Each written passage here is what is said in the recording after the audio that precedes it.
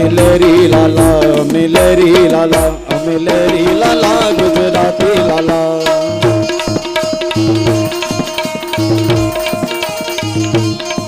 અમિલરી લાલા, અમિલરી લાલા, અમિલરી લાલા, ગુજરાતી લાલા. અમિલરી લાલા, અમિલરી લાલા, અમિલરી લાલા, ગુજરાતી લાલા. ગુજરાતી લાલા, ગુજરાતી લાલા. લાંબો ડગલો મૂછ વાંકડી, લાંબો ડગલો મૂછ વાંકડી, બોલ બોલતો એ તોડી તોડી, છેલ છબીલો ગુજરાતી ભાઈ, છેલ છબીલો ગુજરાતી. ગિરનાર જેની છાતી છે, ગિરનાર જેની છાતી છે, નરસૈયો જેનો નાતી છે, આવે એ બધું ઉડાડી દેવું એનું નામ ગુજરાતી છે. एक बार महाराष्ट्र में, मुंबई में जो ब्रिज बनाना था, इसीलिए टेंडर को हम निकाला. वो टेंडर एक मद्रासी ने भरा, एक मराठी ने भरा और एक गुजराती ने भरा. मद्रासी ने जो टेंडर भरा वो 200 करोड़ का ब्रिज बनाने के लिए, मराठी ने भरा वो 300 करोड़ और गुजराती ने भरा वो 1000 करोड़. तीनों को बुलाए, वो अधिकारी था, वो अधिकारी के पास तीनों आए और तीनों के अधिकारी ने तीनों को बुलाए और वारा फरती उनको पूछा. पहले मद्रासी को पूछा कि तूने बस 200 करोड़ टेंडर भरा है, ये ब्रिज कैसा बनेगा? इतना लंबा ब्रिज 200 करोड़ में बन जाएगा? वो कुछ नहीं बोला. फिर बाद में मराठी को बुलाया, मराठी को बुलाया और उनको पूछा कि 300 करोड़ में हो जाएगा? इतना लंबा ब्रिज 300 करोड़ में हो जाएगा? उनको भी साइड में रखा और फिर गुजराती को बुलाया और गुजराती को पूछा कि आपने 1000 करोड़ का टेंडर भरा है? तो गुजराती ने कहा साहब हाँ, 1000 करोड़ का टेंडर, क्योंकि इतना बड़ा लंबा ब्रिज है. तो मद्रासी ने तो 200 करोड़ का भरा, मराठी ने 300 करोड़ का भरा. तो 200 करोड़ में होगा तभी तो उन्होंने भरा ना. मराठी को लगा कि 300 करोड़ में हो जाएगा तभी तो इन्होंने भरा ने. तो आपने 1000 करोड़ का क्यों भरा? तब गुजराती था ना, तो गुजराती ने बोला साहब एक काम कीजिए, 200 करोड़ 1000 करोड़ का टेंडर है ना, तो 200 करोड़ मद्रासी को दे दो, 300 करोड़ मराठी को दे दो, 500 करोड़ में ब्रिज बन जाएगा, 500 करोड़ हम आपस में बांट लेंगे. वो गुजराती, इसका नाम गुजराती. 500 करोड़ में बनी जाए, 500 करोड़ આપણને મળી જાય. એક બા હતા ને ગુજરાતી, હવે એના ઘૂંટણ દુખે, આમ યાત્રા કરવા બધા નીકળેલા, એટલે ઘણા દિવસથી ઘૂંટણ દુખે, એટલે ઘરની વહુ હતી, વહુએ બાએ કહ્યું મને પેલા બેટા મને જરાક દવા તો આપી દે. હવે બાને કેલ્શિયમ ઓછું એટલે કેલ્શિયમની ગોળી આપી ડૉક્ટરે. એ પેલી વહુએ એને બાના હાથમાં કેલ્શિયમની ગોળી આપી એટલે ગોળી નીચે પડી ગઈ, અને જેવી નીચે પડી એટલે પેલી ગોળી તૂટી ગઈ. એટલે બાએ કીધું કે આ મૂવી આ પોતે જ તૂટી ગઈ તો મારા હાડકાને હું સાંધવાની, પોતે જ તૂટી ગઈ મારા હાડકાને શું સાંધવાની. આનું નામ ગુજરાતી. હિમાલયનો દાદો હોય તો એ ગિરનાર છે. આ હિમાલય ક્ષેત્રમાં આપણે બેઠા છીએ, પણ એનો પણ દાદો એ આપણા ગુજરાતમાં બેઠા છે. એનું નામ છે ગિરનાર. ભગવાનને અડધી સંપત્તિ વૈકુંઠની, દ્વારિકાની અડધી સંપત્તિ પણ આપી દેવાની ઈચ્છા થઈ. એ સુદામા, એ પોરબંદરમાં, એ પણ ગુજરાતી છે. ગુજરાતમાં શું નથી? આજે વિશ્વમાં તમે અન્નક્ષેત્ર જુઓ, જલારામ બાપા, બગદાણામાં બેઠેલા બજરંગદાસ બાપા, આજ લાખો માણસો ગુરુપૂરમના દિવસે, એટલું જ નહીં રોજના લાખ માણસો ભોજન કરે છે, અને ભોજન ક્યાંથી આવે છે કોઈને ખબર નથી પડતી. અન્નક્ષેત્ર એ ગુજરાતમાં ચાલે છે. એટલું જ નહીં, માં દુર્ગા, માં અંબાજી બેઠા છે, એ પણ આપણા ગુજરાતમાં.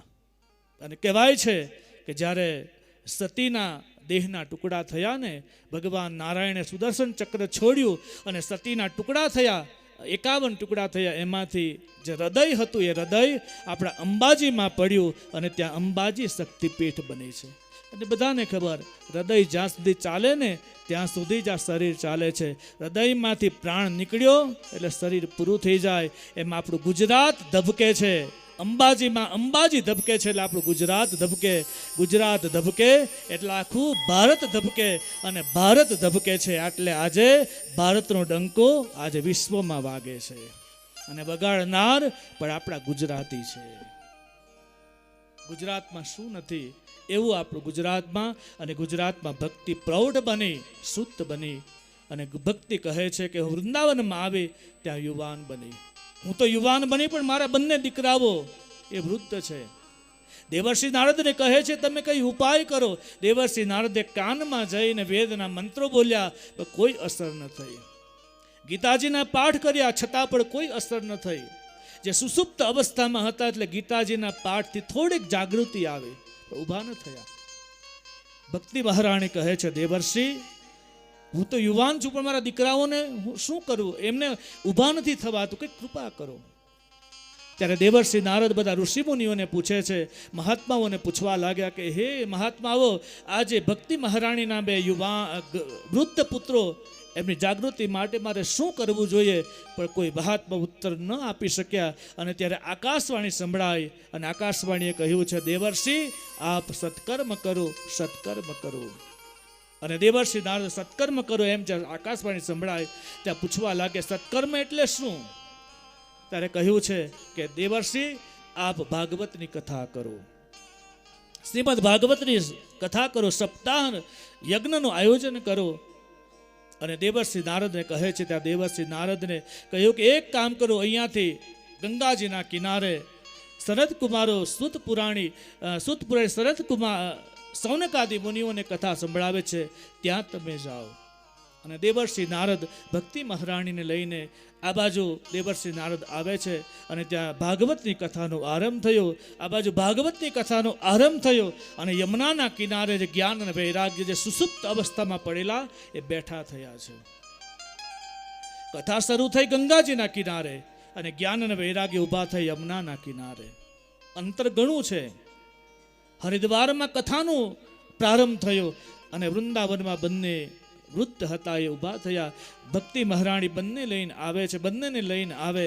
જે દિશામાં કથાનો આરંભ થયો એ દિશામાં દોટ મૂકી છે, અને હાથમાં શ્રી કૃષ્ણ ચરણાંબુજ સુખ દુઃખમ ગમિષ્યતિ હાથમાં કરતા લીધી, અને શ્રી કૃષ્ણ ગોવિંદ હરે મુરારે હે નાથ નારાયણ વાસુદેવ આમ ધૂન કરતા કરતા ભક્તિ મહારાણી આવે છે.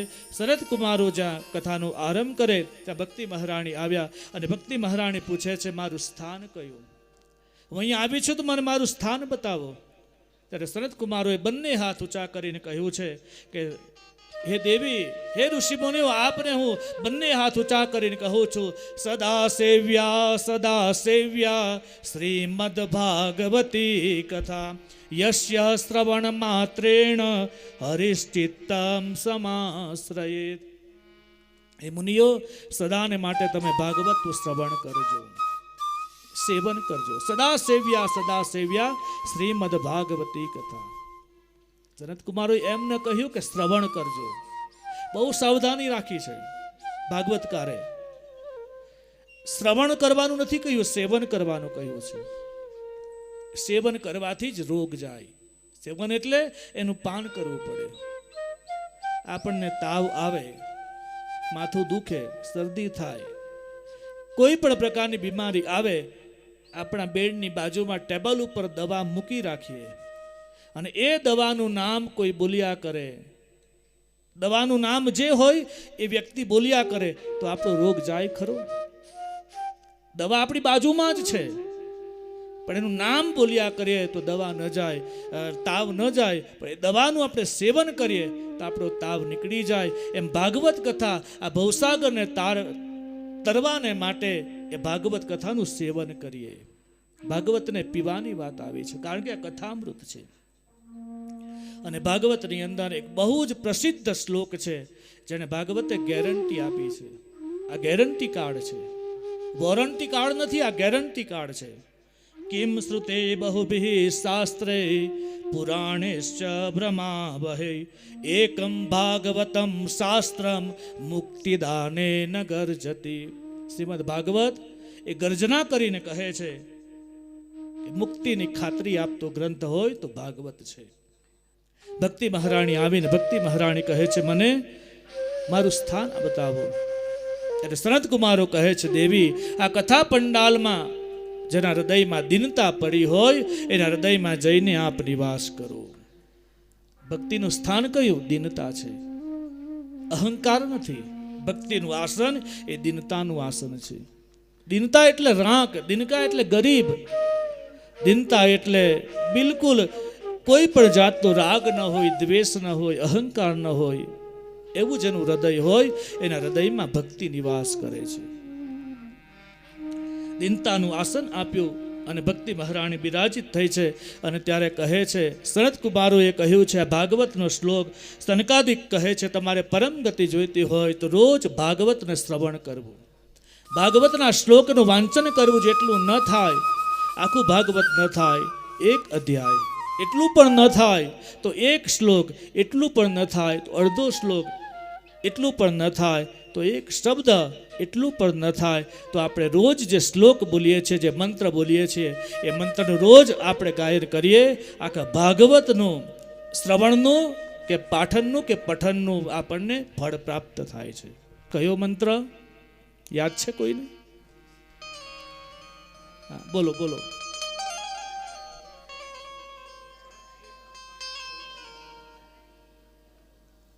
બરાબર.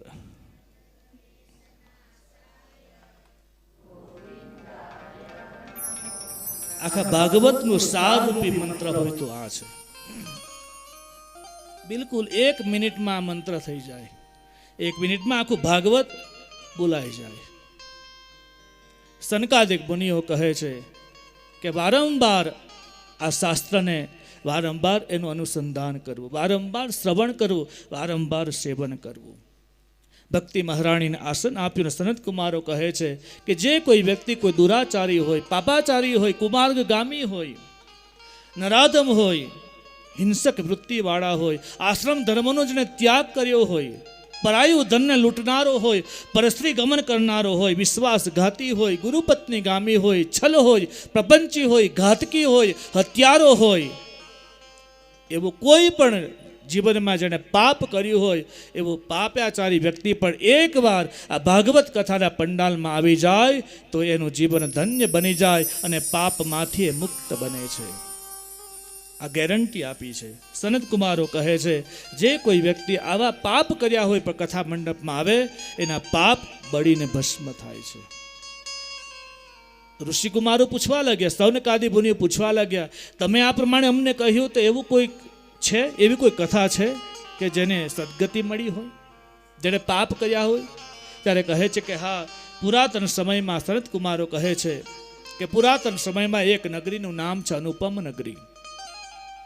તુંગભદ્રા નદીના કિનારે અનુપમ નગરી, અને અનુપમ નગરીમાં આત્મદેવ નામનો બ્રાહ્મણ નિવાસ કરે.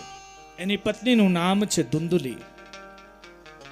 આત્મદેવનો બ્રાહ્મણ સ્માર્ત અને સ્ત્રોત આ 2 કાર્યો બ્રાહ્મણના કાર્યો છે. બ્રાહ્મણના કાર્યો પૂર્ણ કરી અને પોતાનું જીવન વ્યતીત કરે, કર્મકાંડ કરી પોતાના જીવન વ્યતીત કરે.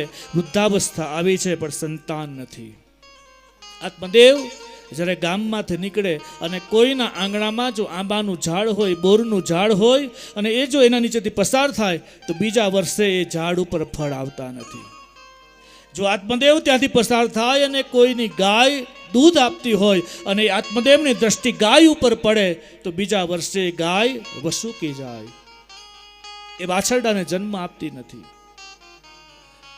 આ બધી ઘટના ઘટી એટલે આત્મદેવને દુઃખ થયું કે મારા કારણે આ બધું થાય. અને દુનિયા ગામના લોકો બધા ચર્ચાઓ કરવા લાગ્યા કે આ થવા પાછળનું કારણ કે આત્મદેવ વાંજ્યો છે. અને વાંજ્યો શબ્દ જ્યાં આવ્યો તે આત્મદેવ બહુ દુઃખી થયા. ઘરે આવે છે અને એને નક્કી કર્યું કે આના કરતાં તો મારું જીવન પૂરું કરી દઉં, આવું જીવન મારે વ્યર્થ છે.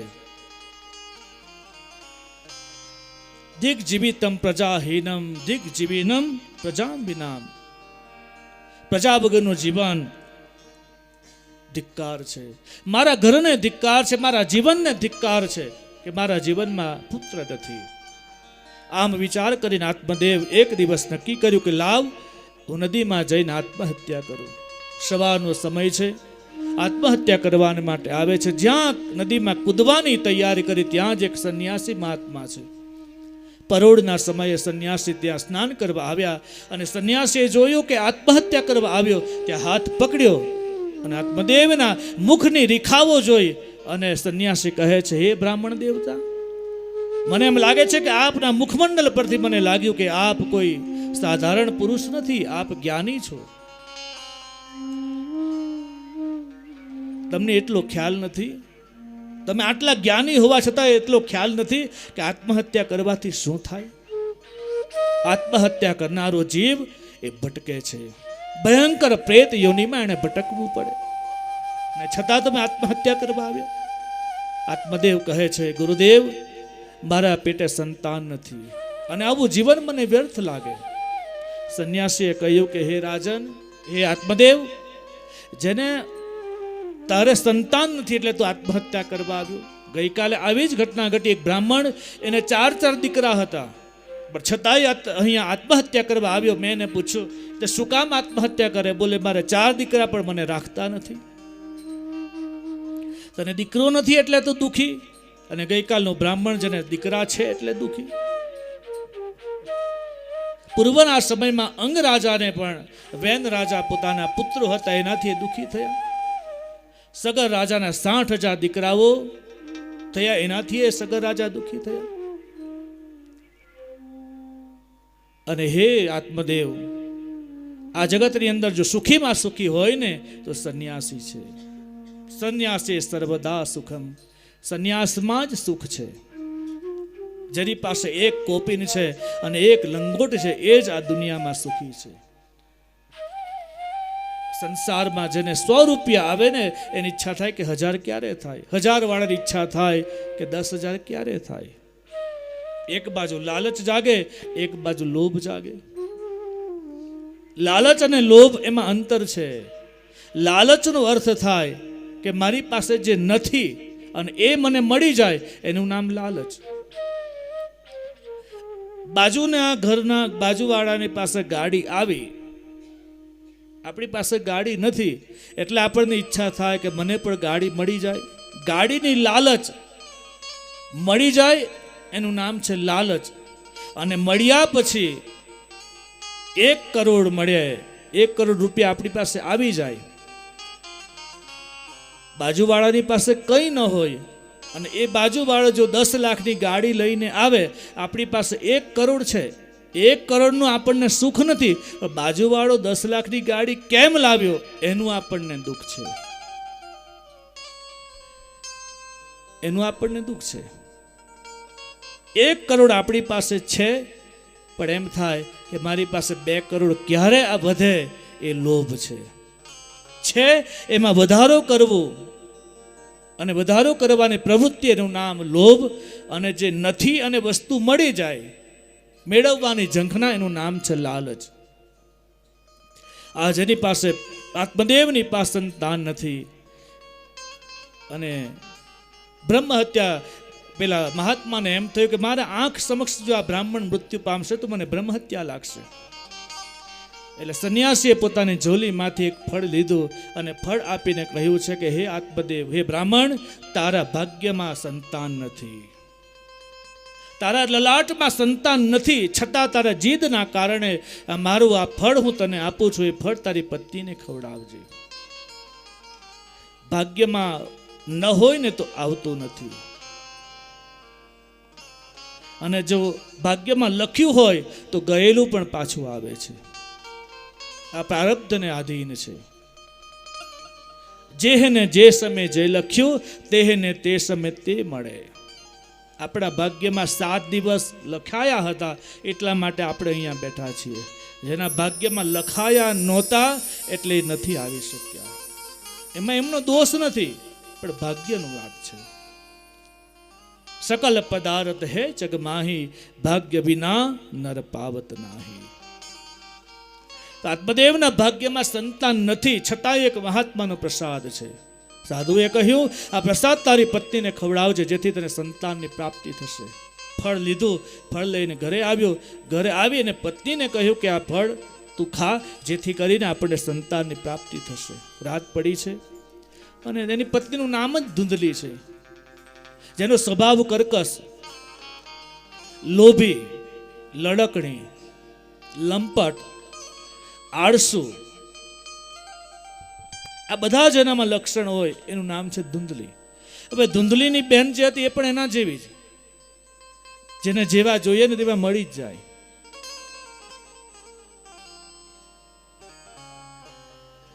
એટલે ધૂંધલી જે હતી, ધૂંધલીને પેલું ફળ આપ્યું એટલે એની બેન ગામમાં જ રહેતી હતી.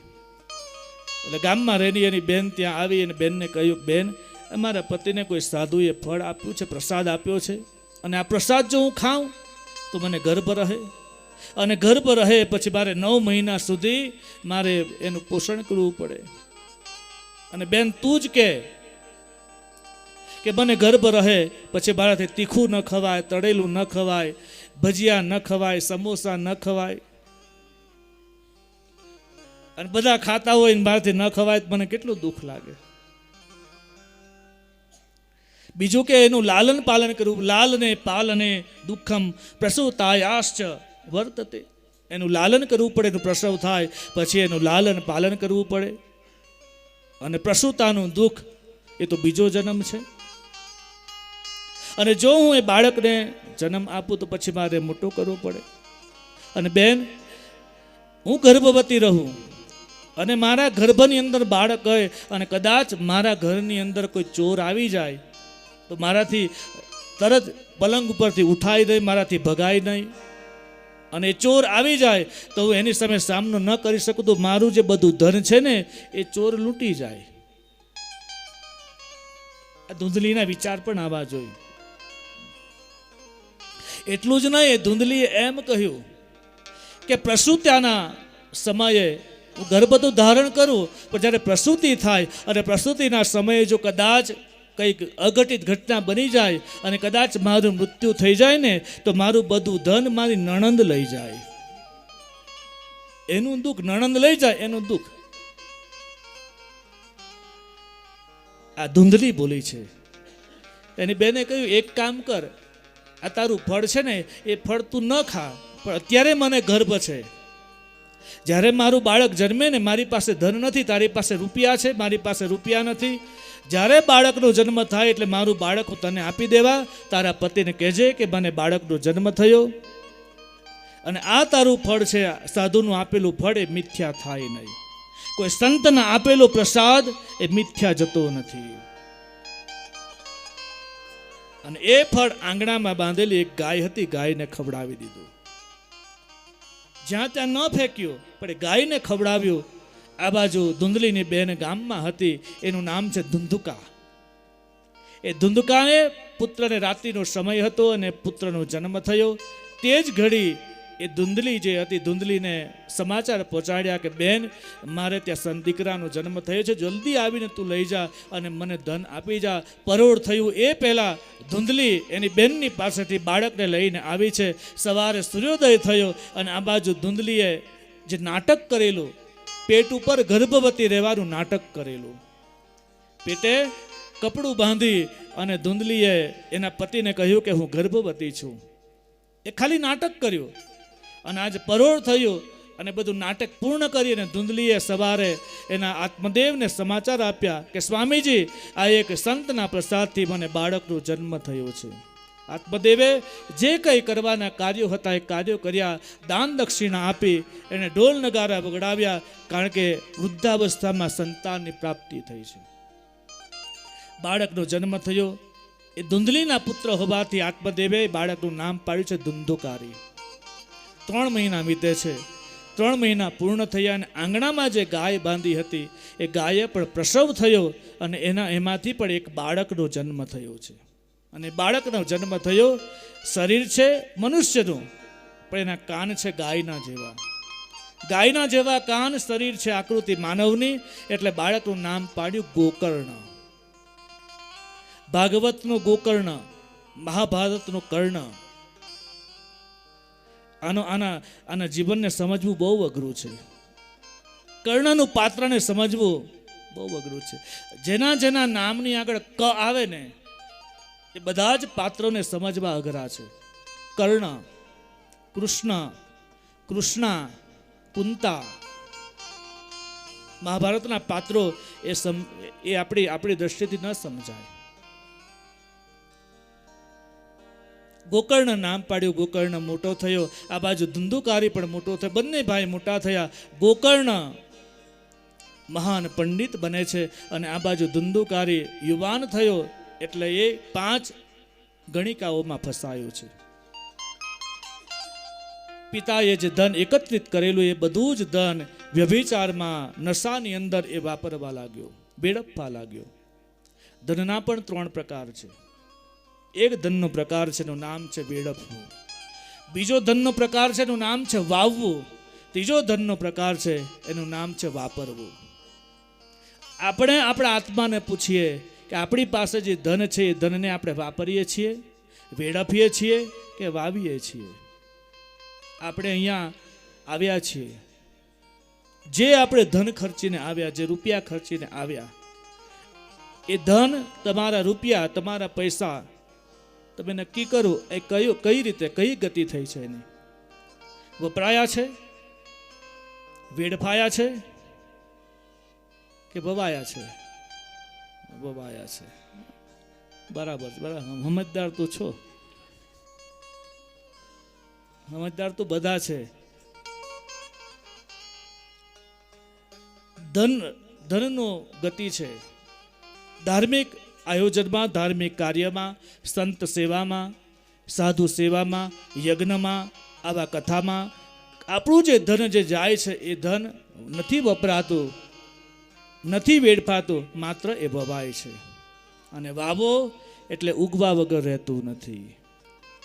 એક દાણો તમે વાવી દો એટલે એમાંથી હજારો દાણા પ્રગટ થાય. એટલે વાવો એટલે ઉગવા વગર રહેતું નથી. એનો પ્રકાર છે વાવેલું. તમારી પાસે ગાડી છે, બગડી જાય, બીજી તમે ગાડી લાવો, એ વાપરેલું ધન કહેવાય. મોબાઈલ બગડી જાય અને બીજો તમે મોબાઈલ લઈ લો, તે વપરાયેલું ધન છે. પણ એક મોબાઈલ આપણી પાસે છે અને બીજો મોબાઈલ આપણે લઈએ, એક બાઇક છે, બીજી બાઇક લઈએ, એક ગાડી છે અને બીજી આપણે ગાડી લઈએ, અને જેમ તેમ આપણે પોતાનું જીવનને આમ રફે દફે કરીએ, ત્યારે માનવું કે તમારું ધન એ વેડફાયેલું ધન છે. એ ધન વેડફાયેલું છે. ઉપયોગી વસ્તુ આપણે લઈએ તો ટીવી નથી, ના ટીવી તમે લાવો, તે વાપરેલું ધન છે, વપરાયું છે. પણ ઉત્તમમાં ઉત્તમ જો ધન હોય તો એ વવાયેલું ધન છે. વપરાયેલું તો જતું રહેશે, વેડફેલું જતું રહેશે, પણ વાવેલું ઉગવા વગર રહેતું નથી. આપણે જે આ ક્ષેત્રમાં આવ્યા છે, જેટલું બને એટલું આપણે વાવતા જઈએ. આપણા હાથથી જે વાવશું ને એ નિશ્ચિત એ ઉગશે. મેં પહેલા દિવસે પણ કહ્યું, કોઈ સંત ભગવાન મળી જાય, કોઈ સાધુ મળી જાય, તો ભગવાન બદ્રી વિશાલ સમજી એને આપણે દક્ષિણા આપશું.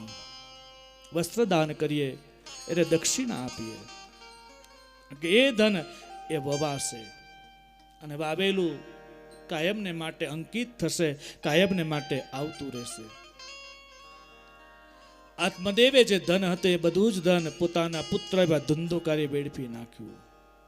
એને ભાગ્યમાં સંતાન નહોતું, પણ એણે પેલા સંન્યાસીની પાસે યાચના કરી કે મને સંતાન પ્રાપ્ત થાય. હતું નહીં, છતાં આપણે એક સાધુનો પ્રસાદ એણે ગાયને ખવડાવી દીધું. અને આ બાજુ એને સાડીનો દીકરો આવે છે, મોટું થયો, 5 ગણિકામાં ફસાયો. એક દિવસ એના પતિને, પિતાને, આત્મદેવને કહ્યું કે તમારી પાસે જે ધન છે મને આપો. ધન આપી દીધું, બીજું કાંઈ નથી. જુગારમાં બધું હારી ગયો. એક દિવસ જે ઘરના વાસણો હતા, તાંબા પિત્તળના, કાંસાના વાસણો, રૂપાના વાસણો, એ બધા જુગારમાં હાર્યો. અને જુગારમાં હાર્યો ને જે જીત્યો એનું પોટલું બાંધીને જાય છે. રસ્તામાં આત્મદેવ મળ્યો અને આત્મદેવે પૂછ્યું કે આ પોટલામાં શું છે? બોલે બધા વાસણો છે. ક્યાંથી લાવ્યો? બોલે જુગારમાં હું જીત્યો છું. પોટલું ખોલાવ્યું અને જુએ છે તો પોતાના જ ઘરના વાસણો, અને એ વાસણો એને જોયા અને દુઃખ થયું. ઘરે આવ્યો અને ઘરે આવીને ધૂંધલીને પૂછે છે કે દેવી, મને આ ફલાણા યજમાનને ત્યાંથી જે તાંબા પિત્તળનો જે કાંસાનો લોટો આપને, મારે કામ છે. અને ધૂંધલી જે હતી એ આમ ગભરાવા લાગી. ધૂંધલીને એમ થયું કે આ મારી પાસે કોઈ દિવસ નહીં, આજે માંગ્યું. ધૂંધલી જૂઠું બોલે કે મારાથી કશે મુકાઈ ગયો છે. આત્મદેવે કહ્યું, મુકાયો નથી, તારો દીકરો એ જુગારમાં હારી ગયો છે. મેં તને કાયમનું કહ્યું, પણ તે માનીને તારા પુત્રને તારે સમજાવવો જોઈએ. પહેલી ગુરુ તો તું હતી, તારે ને સમજાવવો જોઈએ, છતાં પણ તે સમજાવ્યો નહીં. અને પુત્ર મોહના કારણે આજ તારો પુત્ર બગડી ગયો, તારો પુત્ર બીજા રસ્તે ચડી ગયો, ને આપણા ઘરનું બધું જ ધન વૈભવ સંપત્તિ બધું જુગારમાં હારી ગયો. દેવી, હવે મારે આ ઘરમાં રહેવું નથી. આમ જ્યાં ચર્ચાઓ ચાલે છે ત્યાં ધુંધુકારી આવ્યો. અને ધુંધુકારી આત્મદેવને કહ્યું, હજુ કંઈ તમારી પાસે બાકી હોય તો મને આપી દો. હાથમાં વીંટી હતી, એ વીંટી પેલા ધુંધુકારીએ જબરજસ્તીથી વીંટી લઈ લીધી અને લાત મારી આત્મદેવને. આત્મદેવને પેલા સંતના શબ્દો યાદ આવ્યા છે. સંતે કહેલું કે તારા ભાગ્યમાં સંતાન નથી, છતાં પણ તું માંગ કરે છે. પ્રારબ્ધમાં નથી ને તું માંગ કરે છે, છેવટે દુઃખિત થવાનો વારો આવે. સંતના શબ્દો યાદ આવ્યા અને તે સમયે ગોકર્ણ તીર્થયાત્રાએ માટે ગયેલા ત્યાંથી પાછા આવ્યા. ગોકર્ણએ જોયું પિતાજી રડે છે. પિતાજી કહે છે, આત્મદેવે કહ્યું, બેટા હવે મારે આ ઘરમાં રહેવું નથી. ત્યારે ગોકર્ણએ ઉપદેશ આપ્યો અને ગોકર્ણ કહે છે, પિતાજી તમે જંગલમાં જાઓ અને ત્યાં ભાગવત દસમ સ્કંદનો પાઠ કરી અને તમારા જીવનમાંથી તમે મુક્ત બનો. આત્મદેવ ઘરબાર છોડી જંગલમાં આવ્યા અને ત્યાં દસમ સ્કંદનો પાઠ કરી જીવન મુક્ત બન્યા છે. ગોકર્ણએ પિતાજીનો ઉપદેશ આપ્યો, એને ભાગવતમાં ગોકર્ણ ગીતા કહેવાય. પરિવાર ગોકર્ણ જાય છે તીર્થયાત્રાએ. આ બાજુ ધુંધુકારી પોતાની મા ધુંધલીને કહે છે, મા તારી પાસે જે કંઈ હોય એ મને આપી દે. માએ બધું જ આપ્યું, છતાં પણ એને પૈસા જેમ જેમ મળતા ગયા તેમ સ્વચ્છંદી બનતો ગયો. ન ખાવાનું ખાવા લાગ્યો, ન પીવાનું પીવા લાગ્યો. અને સ્વચ્છંદતા આવે એટલે સ્વતંત્રતા છીનવાય છે. એ માણસ સ્વચ્છંદી બન્યો અને એક દિવસ માને એણે લાત મારી, માને પણ મારી. એટલે માને દુઃખ થયું અને આંગણામાં જે કૂવો હતો એ કૂવાની અંદર પડી અને પોતાનો પ્રાણને છોડી દીધો, મૃત્યુ થયું. હવે ઘરમાં એકમાત્ર ધુંધુકારી હતો. એ ધુંધુકારીની પાસે જેટલું ધન હતું એ ધન બધું ગણિકાઓને આપી દીધું. ગણિકાઓ ધન લઈને ગઈ છે. ફરીવાર ગણિકાઓ આવીને ધુંધુકારીને કહે છે કે હવે અમને ધન જોઈએ. ધંધુકારી કહે, મારી પાસે ધન નથી, ક્યાંથી લાવો? બોલે રાજાને ત્યાં ચોરી કરો. અને મોહના કારણે એ ગણિકાઓમાં મોહિત થયેલો એ ધંધુકારી રાજાને ત્યાં ચોરી કરવા જાય છે. ચોરી કરીને ધન લાવ્યો, ઘરમાં મૂક્યો. અને આ બાજુ ગણિકાઓને એમ થયું આ ધંધુકારી ધન લાવ્યો છે, રાજાને ત્યાં ચોરી કરી. રાજાના સૈનિકો એ ધનને શોધતા શોધતા આવશે અને જો આ પકડાઈ જશે એ પણ જેલમાં જશે, બીજું કે બધું ધન જતું રહેશે. એના કરતાં એક કામ કરીએ, આ ધુંધુકારીને આપણે મારી નાખીએ, જેથી કરીને કોઈને કહેવાનો વારો તો ન આવે કે ધન અહીંયા છે. રાત્રિનો સમય થયો. 5 ગણિકાઓ ભેગી થઈ અને ધુંધુકારી જે પલંગ પર સૂતો હતો દોરડાથી બાંધ્યો અને ચૂલામાંથી સળગતા અંગારા લાવી અને મુખમાં નાખ્યા, પણ ધુંધુકારી મરતો નથી. ભાગવતમાં સ્પષ્ટ લખ્યું છે, અતિ કામી અને અતિ પાપી આ બેને જલ્દી મુક્તિ નથી. ધંધુકારી અતિ પાપી પણ છે અને અતિ કામી પણ છે. 5 ઉલટાઓ એને મારે છે, મર્યો નહીં. છેવટે બોપની સાથે દોરડું બાંધ્યું અને ગળાની અંદર દોરડું બાંધી અને ધંધુકારીને મારી નાખ્યો. 5 ગણિકાઓએ નક્કી કર્યું, એક કામ કરી આ જ ઘરમાં ખાડો ખોદી અંદર દાટી દઈએ. ખાડો ખોદ્યો, ધંધુકારી અંદર દાટ્યો, ઉપર જેમ પલંગ હતો એમ પલંગ મૂકી દીધો અને પેલી 5 સ્ત્રીઓ ધન લઈને જતી રહી છે. ધંધુકારીનું અકાળે મૃત્યુ થયું, ભયંકર પ્રેત બન્યો. ગયામાં ગોકર્ણ ગયા છે અને ગોકર્ણને સમાચાર મળ્યા કે પોતાના ભાઈનું મૃત્યુ થયું છે. અને ગોકર્ણએ ગયાની અંદર શ્રાદ્ધ કર્યું. શ્રાદ્ધ તર્પણ કરી અને ગોકર્ણ મહારાજ આવે છે, પોતાના ગામમાં આવ્યા, અનુપમ નગરમાં આવે છે ને ઘરની પાસે ગયા તો ઘરમાં કોઈ નથી, ઘર ખાલી. આંગણામાં એક પીપળાનું વૃક્ષ હતું. પીપળાના ઝાડના નીચે રાત્રિના સમય વિશ્રામ કર્યો. પરંતુ ઘટના ઘટી બરાબર મધરાત થઈ અને આજુબાજુ ભયંકર અવાજો થવા લાગ્યા. ગોકર્ણ જાગૃત થયા અને ભયંકર અવાજો એને સાંભળ્યા, પણ ભયભીત ન થયા. અને ભયંકર અવાજોને ગોકર્ણએ પૂછ્યું કે હે, તમે જે આ અવાજો કરો છો, તમે કોણ છો? જે હોય એ મને સ્પષ્ટ જવાબ આપો. ત્યારે ભયંકર અવાજો કરનાર એણે કહ્યું કે તારો ભાઈ હું ધંધુકારી છું. મારા કર્મના કારણે હું ભયંકર પ્રેત બન્યો. ભાઈ, મને તું મુક્તિ અપાવ. ત્યારે ગોકર્ણએ કહ્યું કે મેં તો ગયામાં શ્રાદ્ધ કર્યું, તારા માટે તર્પણ કર્યું. ધુંધુકારી કહે છે તું ગયામાં જઈને તમે 100 વાર શ્રાદ્ધ કરો ને તો પણ મારી મુક્તિ થવાની નથી, કારણ કે મેં ભયંકર પાપ કર્યા છે. પણ મારી મુક્તિનો ઉપાય તમે કંઈક ઉપાય કરો. અષાઢ મહિનો આવ્યો અને અષાઢ મહિનામાં આ જ મહિનો અષાઢ સુદ નોમના દિવસે સૌથી પહેલી ગોકર્ણએ પોતાના ભાઈને માટે ભાગવત કથાનો આરંભ કરેલું. આજે અષાઢ વદ નોમ છે. લગભગ આજે અષાઢ વદની નોમ છે કે એવું કહે છે. તો અષાઢ વદ નોમના દિવસે ગોકર્ણ મહારાજ વૃક્ષના નીચે સૂતા છે. સવાર પડવાની રાહ જુએ. બધા મહાત્માઓને પૂછવા લાગ્યા કે આનો ઉપાય ખરો, પણ કોઈ જવાબ ના આપી શક્યો. છેવટે તુંગભદ્રા નદીમાં સ્નાન કરવા ગયા છે.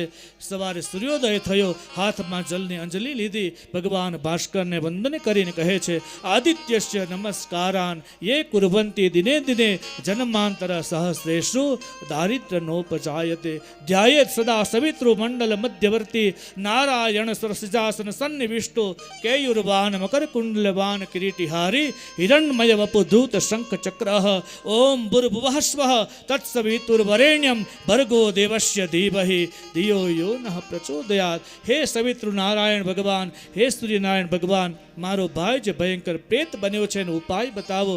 અને ભગવાન ભાસ્કર કહે છે કે હે ગોકર્ણ, તમે તમારા આંગણામાં 7 દિવસને માટે ભાગવત સપ્તાહનું આયોજન કરો.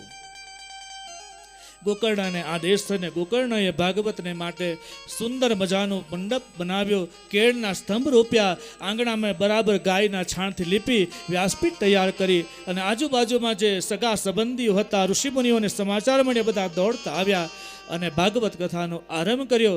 પહેલો દિવસ થયો છે. ભાગવત વ્યાસપીઠની સામે એક 7 ગાંઠવાળો વાંસ ત્યાં મૂક્યો અને ત્યાં બધા લોકો આવીને બેઠા. ધુંધુકારી પ્રેતના રૂપે આવ્યો. ધુંધુકારીને જગ્યા ન મળી. ધુંધુકારીને જગ્યા ન મળી એટલે ધુંધુકારી વિચાર કર્યો કે હું ક્યાં જાઉં. અને ત્યાં એક 7 ગાંઠની વાંસ મૂકેલો અને એના ઉપર જઈને બેસી ગયો. પહેલો દિવસ કથાનો આરંભ થયો. કથા વિરામ લઈ અને જ્યાં વિરામ થઈ ત્યાં જ પેલી ગાંઠ તૂટી છે. બીજો દિવસ થયો, બીજી ગાંઠ તૂટી. ત્રીજો દિવસ થયો, ત્રીજી ગાંઠ તૂટી. આમ 7 દિવસમાં ભાગવત સપ્તાહને વિરામ અપાયો. આ બાજુ વિરામ થયો અને બીજી બાજુ 7 ગાંઠની વાંસ તૂટે છે. અને એમાંથી એક દિવ્ય પુરુષ બહાર આવ્યો. આકાશમાંથી, વૈકુંઠમાંથી ભગવાનના પાર્ષદો વિમાન લઈને આવ્યા. પ્રેત બનેલો ધુંધુકા દિવ્ય સ્વરૂપ એ વિમાનમાં બેઠું છે અને પાર્ષદો લઈને વૈકુંઠમાં ગયા. આ બાજુ જે બધા સગાવાલાઓ બેઠેલા, એ સગાવાલાઓએ કહ્યું કે ધુંધુકારીને મુક્તિ મળી, અમને કેમ નહીં? ગોકર્ણએ કહ્યું ધુંધુકારી જે પ્રેત હતો એને એટલા માટે મુક્તિ મળી કારણ કે એણે એક આસન ઉપર બેસી, એક ચિત્ત રાખી, એક મનથી કથાને સાંભળી, માટે એને મુક્તિ મળી છે. તમે પણ એક ચિત્ત રાખી, એક આસન રાખી અને ભગવાનનું શ્રવણ કરો, તમને પણ મુક્તિ મળશે. બીજી વાર ભાદરવો મહિનો આવ્યો અને ભાદરવા મહિનામાં ગોકર્ણ મહારાજ બીજી વાર ભાગવત સપ્તાહનું આયોજન કર્યું. જેટલા પણ ગામ લોકો હતા, સગા સંબંધીઓ બધા આવીને બેઠા છે અને બધા એક ચિત્ત રાખી અને કથાનું શ્રવણ કર્યું. તો આકાશમાંથી ભગવાનના પાર્ષદો વિમાન લઈને આવ્યા અને બધાને લઈને ભગવાનના ધામમાં ગયા છે. એટલું જ નહીં, ભક્તો તો ગયા પણ સાથે જેટલા પણ જીવ જંતુ પશુ પક્ષી હતા એમને પણ મુક્તિ મળી છે. આપણે પણ કથામાં બેઠા છીએ. આપણને પણ મનમાં પ્રશ્ન ઉત્પન્ન થાય કે ધુંધુકારી આટલો પાપી હતો છતાં એને મુક્તિ મળી, આપણા તો એવા કોઈ પાપ નથી, આપણને મુક્તિ મળશે? જરૂર મળે, પણ ક્યારે? કથામાં તો આપણે બેઠા છીએ, પણ કથા આપણામાં બેસવી જોઈએ. કથા આપણામાં બેસી જાય તો પછી નિશ્ચિત આપણી પર સદગતિ થાય. પણ ઘણીવાર પેલી એમ છે ને કે આંધળો સસરો ને બહેરી બહુ કથા સાંભળવા ચાલ્યા સૌ, કહ્યું કંઈક ને સાંભળ્યું કશું, આંખનું કાજળ ગાલે ઘસ્યું. કહ્યું કંઈક જુદું હોય અને સાંભળ્યું કંઈક શું જુદું હોય. હું ઘણીવાર કથામાં આમ રમૂજમાં કયા કરું કે આપણી પાસે એક બાલદી ભરીને પાણી હોય અને એ બાલદીની અંદર ઘડિયાળ છે, સારામાં સારી કંપનીનું ઘડિયાળ અમારા મુકેશભાઈનું છે. તો એ ઘડિયાળ અંદર પાણીમાં ડૂબાડી દઈએ. એક દિવસ તમે ડૂબાડી રાખો તો અંદર પાણી જાય ખરું? વોટરપ્રૂફ જો ઘડિયાળ હોય અંદર ડૂબાડી દો તો પાણી ન જાય. બીજો દિવસ પણ ડૂબાડી રાખો તો પણ ન જાય. 7 દિવસ સુધી એને પાણીમાં ડૂબાડી રાખો તો પણ એનામાં પાણી જતું નથી, કારણ કે વોટરપ્રૂફ છે. એમ ઘણા એવા માણસો છે જેને 7 દિવસ સુધી કથામાં ડૂબાડી રાખો તો પણ એનામાં કથા ઉતરતી નથી, કારણ એ કથા પ્રૂફ છે. એને એમ થાય કે મેં તો કથા સાંભળી છે. ઘણાને આપણે પૂછીએ કે ભાઈ તમે ભાગવત સાંભળી? અરે એકવાર નહીં, જ્યાં જ્યાં કથા થાય ને હું પહેલો પહોંચી જાઉં. રામકથા કે બોલે બધી કથા સાંભળી, શિવપુરાણ કે શિવપુરાણ પણ સાંભળી. રામકથા તો સાંભળી નાખી, એક નહીં 10 મેં રામકથા સાંભળી નાખી છે. ભાગવત કથા કે બોલે એટલી બધી સાંભળી નાખી છે કે એની કોઈ મારી પાસે ગણતરી નથી. સાંભળી તો નાખી છે પણ રાખી નથી. એ બોલે ને ત્યાં જ આપણને ખબર પડી જાય સાંભળી નાખી. આ કાને સાંભળવાનું, આ કાનેથી કાઢી નાખવાનું. ભલે એટલો સમય તો આપણા કાનમાં રહે. એક શબ્દ ગુરુદેવ કા તાકા નામ વિચાર, થાકે મુનિજન પંડિતા વેદ ન પાવે પાર. એક શબ્દ ગુરુનો પકડાઈ જાય તો એ આપણું જીવન ધન્ય થઈ જાય.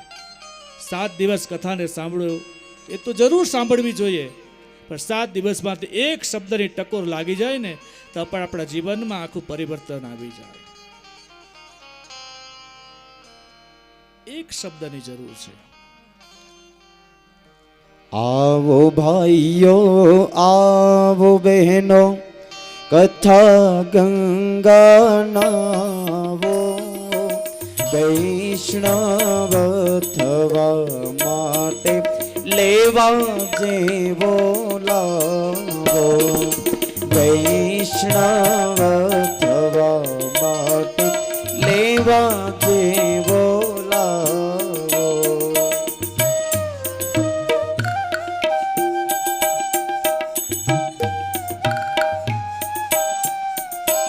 એક રાજા હતો.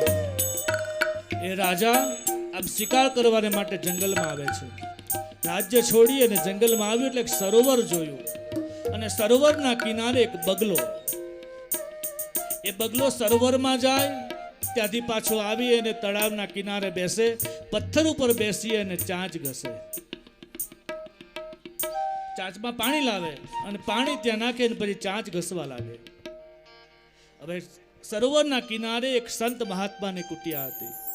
એ સંત મહાત્માએ આ બગલાની પ્રવૃત્તિ, બગલાની વૃત્તિ સંત મહાત્માએ જોઈ, અને સંત મહાત્માના મુખમાંથી શબ્દો નીકળી ગયા. મહાત્માએ કહ્યું, ઘિસત ઘિસત કે ઘિસત હૈ ફિર ભી ઘિસત નાહી, પાनी डाल के और घिसत है तेरी मन की बात बे जानी. મહાત્માએ તો પેલા બગલાને જોયું અને કહી દીધું, પણ ત્યાં પેલા રાજાનું આગમન થયું ને રાજાએ મહાત્માના શબ્દો સાંભળી લીધા. આ શબ્દ સાંભળ્યા અને મનની અંદર એને શબ્દોને અંકિત કરી લીધા. પાણી પીધું છે, રાજા ગયા છે, રાત્રિનો સમય થયો અને મનની અંદર આ જ વસ્તુ ચાલ્યા કરે. घिसत घिसत के घिसत है फिर भी घिसत नाही, पानी डाल के और घिसत है तेरी मन की बात बेजानी. રાત્રે ઊંઘ આવતી નથી. રાજાને એમ થયું કે મને આ સવાર થતા હું નિંદ્રા, કદાચ મને ઊંઘ આવી જશે અને સવારે મને યાદ કરવું ભૂલી જવાય, એના કરતાં એક કામ કરું, આ દિવાલ ઉપર હું લખી દઉં, કદાચ ભૂલાઈ જવાય. રાત્રે સ્વપ્ન આવે ને સવારે આપણને કોઈ પૂછે તો આપણે ભૂલી જઈએ. ઘણાને યાદ રહી જાય એ વાત જુદી છે. ઘણાને તો સાંજે શું ખાધું અને બીજા દિવસે પૂછીએ કે તમે ગઈકાલે રાતે શું ખાધેલું, ખબર છે કોઈને?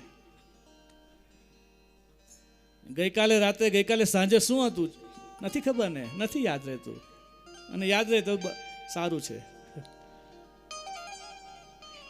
પણ 7મા દિવસે અહીંયાથી પૂછાય કે પહેલા દિવસે તમે બપોરે શું ખાધેલું, સાંજે શું ખાધેલું, યાદ આવે ખરું? ભૂલી જવાય. મોહન થાળ યાદ રહેશે.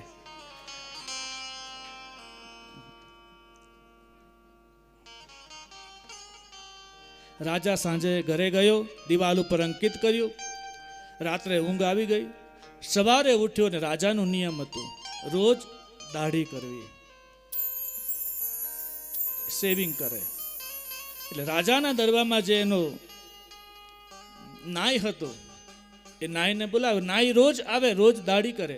હવે આજે જે નાઈ હતો એ નાઈ કંઈક જુદો હતો. નાઈને રાજાની પત્નીએ એ નાઈને એમ કહેલું કે તારે એક મારું કામ કરવાનું છે. કારણ કે એ રાજાની પત્ની રાજાના સેનાપતિની સાથે અવૈધ સંબંધ હતું. સેનાપતિની સાથે સંબંધ હતો એટલે રાણી અને સેનાપતિ બંને મળ્યા અને પેલા નાઈને બોલાવ્યો. નાઈને કહ્યું કે તમારે અમારું એક કામ કરવાનું છે. જો અમારું કામ થઈ જાય તો તને નાઈ એસોસિએશનનો પ્રમુખ બનાવીશું. આખા રાજ્યનો નાઈ એસોસિએશનનો તને પ્રમુખ બનાવીશું. આને લોભ લાગ્યો, લાલચ જાગી અને કહી દીધું કે હા, તમારું કામ હું કરીશ. સવારે પેલો દાઢી કરવાને માટે આવે અને આજે એને કામ સોંપેલું કે દાઢી બનાવતા રાજા જ્યાં ખુરશીમાં બેઠો હોય ત્યારે પેલું અસ્ત્રે ગળામાં મારી દેવો, રાજાને મારી નાખવું. રાજા બરાબર બેઠો છે, બરાબર સામે દિવાલ ઉપર આ લીટી લખેલી, અને રાજા એ જોયા કરે અને આ બાજુ પેલા ખુરશી ઉપર બેસી કપડું બાંધ્યું અને હાથમાં એક ચામડું લઈ અને પેલો નાય અસ્ત્રાને ચામડા ઉપર ઘસવા લાગ્યો. પાણી નાખ્યું અને ચામડા ઉપર એમ અસ્ત્રોને ઘસવા લાગ્યો. આ બાજુ રાજા ખુરશીમાં બેઠા હતા. રાજાએ કહ્યું, ઘિસત કે ઘિસત હૈ, ફિર ભી ઘિસત નાહી, પાની ડાલ કે ઓર ઘિસત હૈ, તેરી મન કી બાત મેં જાની. પેલા નાઈને એમ થયું કે આ તો હું પકડાઈ જવાનો. રાજા મારા મનની વાત એ સમજી ગયા છે. ત્યાં જ અસ્ત્રો અને પેલું ચામડું મૂક્યું, રાજાના પગમાં પડ્યો. રાજા કહે છે, કેમ, શું થયું? રડવા લાગ્યો, થરથર ધ્રુજવા લાગ્યો ને કહેવા લાગ્યો, રાજન મને ક્ષમા કરો, ક્ષમા પ્રાર્થી છું. શું થયું? બોલે મને તમે કાંઈ ન કરો તો હું તમને વાત કરું. બોલે હું તને અભયદાન આપું, પણ તું કહે વાત શું છે? ત્યારે પેલા નાઈએ કહ્યું, મને કહેવાની ના પાડી છે, છતાં પણ હું આપને કહું છું. રાજન શું? બોલ્યા, તમારા રાણી જે છે ને એ રાણીના સંબંધો સેનાપતિની સાથે છે અને બંને જણાએ મળી અને મને આ જે કામ સોંપેલું અને મને લાલચ આપેલી કે તને નાય એસોસિએશનનો પ્રમુખ બનાવીશું, પણ તારે રાજાને જ્યારે દાઢી કરવા આવે ત્યારે અસ્ત્રો મારી નાખવું. આ એક લીટીએ મારું જીવન બચાવી દીધું. અને સીધો રાજા ગયો છે પેલા મહાત્માની પાસે અને મહાત્માને કહે છે, મહાત્મા, એક લીટી મેં સાંભળીને ગયો ને તો આજ મારું જીવન બચી ગયું. આમ હું ને તમે ભાગવત કથામાં આવ્યા છે, એક શબ્દ સાંભળી જઈએ તો પણ આપણું જીવન ધન્ય બની જાય. એટલા માટે આવો ભાઈઓ, આવો ભાઈઓ, આવો બહેનો, કથા ગંગા નાવો.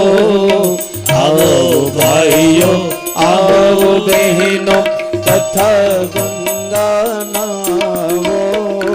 વૈષ્ણવ થવા માટે લેવા જેવો લાવો. વૈષ્ણવ થવા માટે લેવા જેવો લાવો.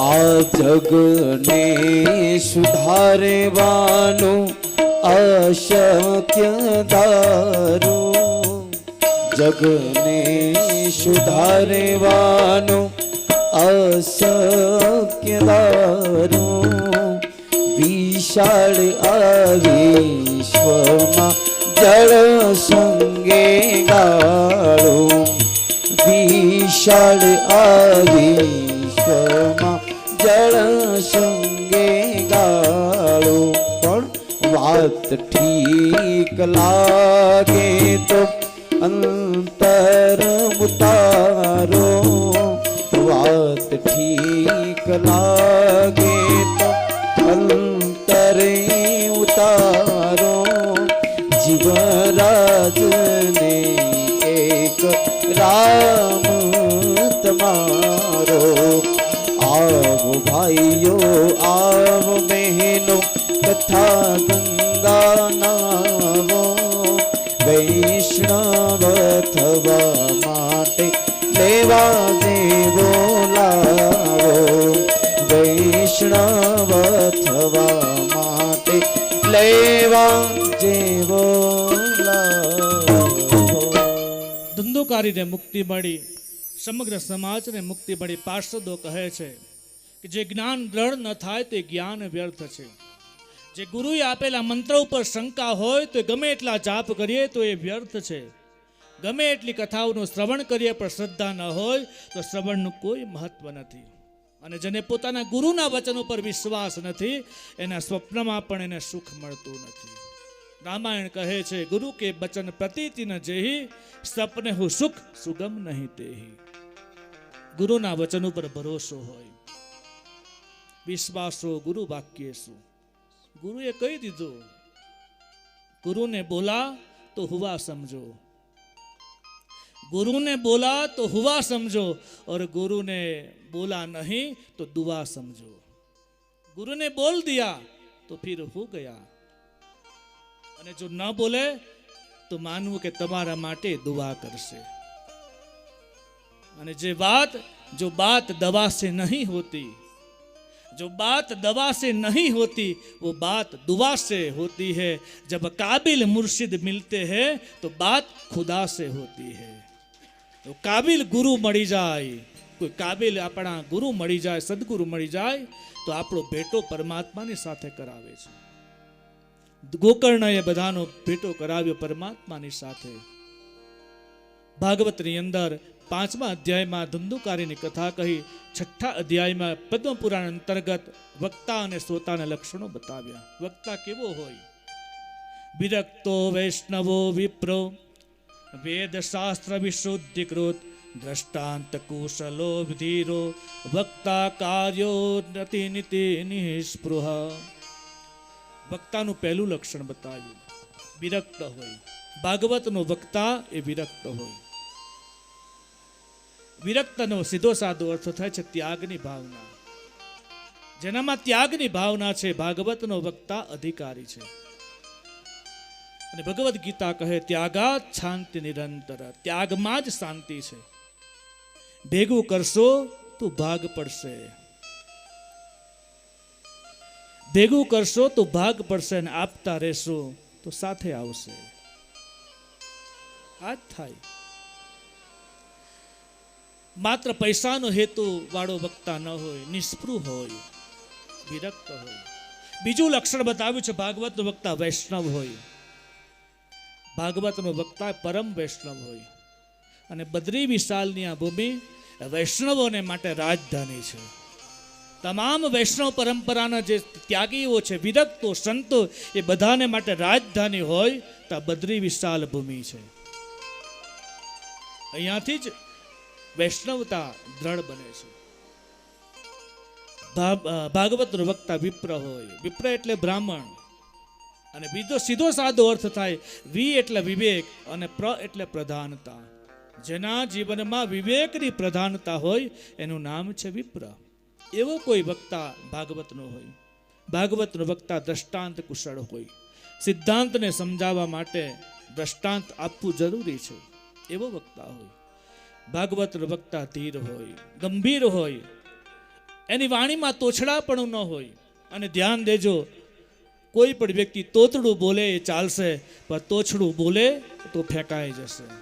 તોછડાપણું માણસને પતન કરાવે, પણ તોતડાપણું હોય ને ક્યારેક ક્યારેક ભગવાનનો ભેટો કરાવે છે. વ્યાસપીઠ પરથી નિમ્ન કક્ષાનો ન બોલાય એવો કોઈ વક્તા હોય.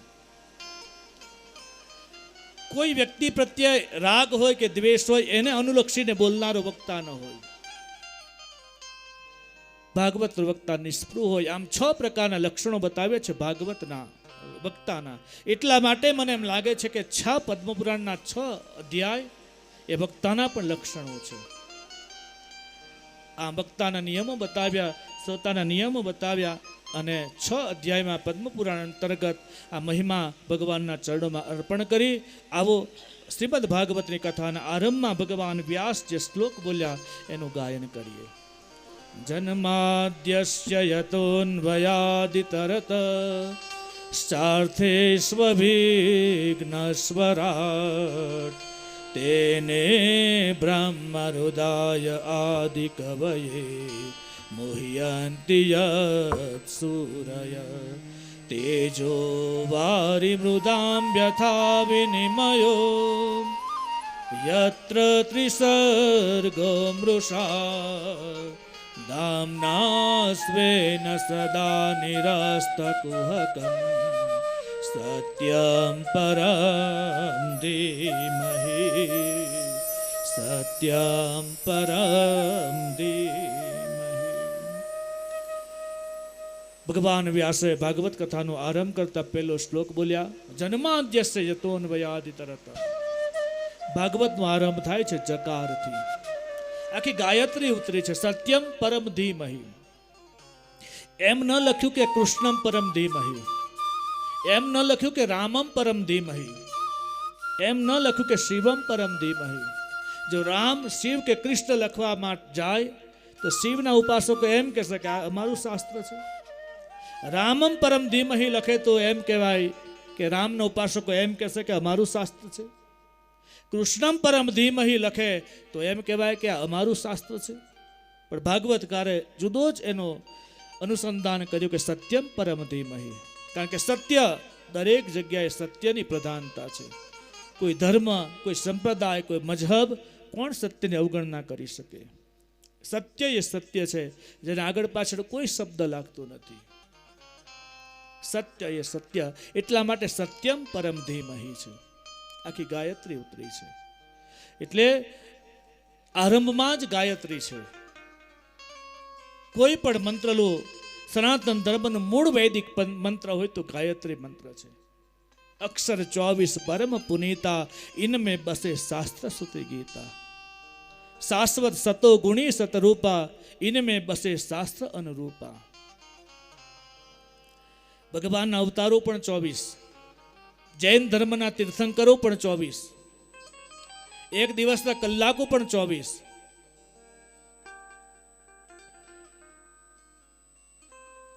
આપણે ત્યાં બોલાય છે પરમાત્મા.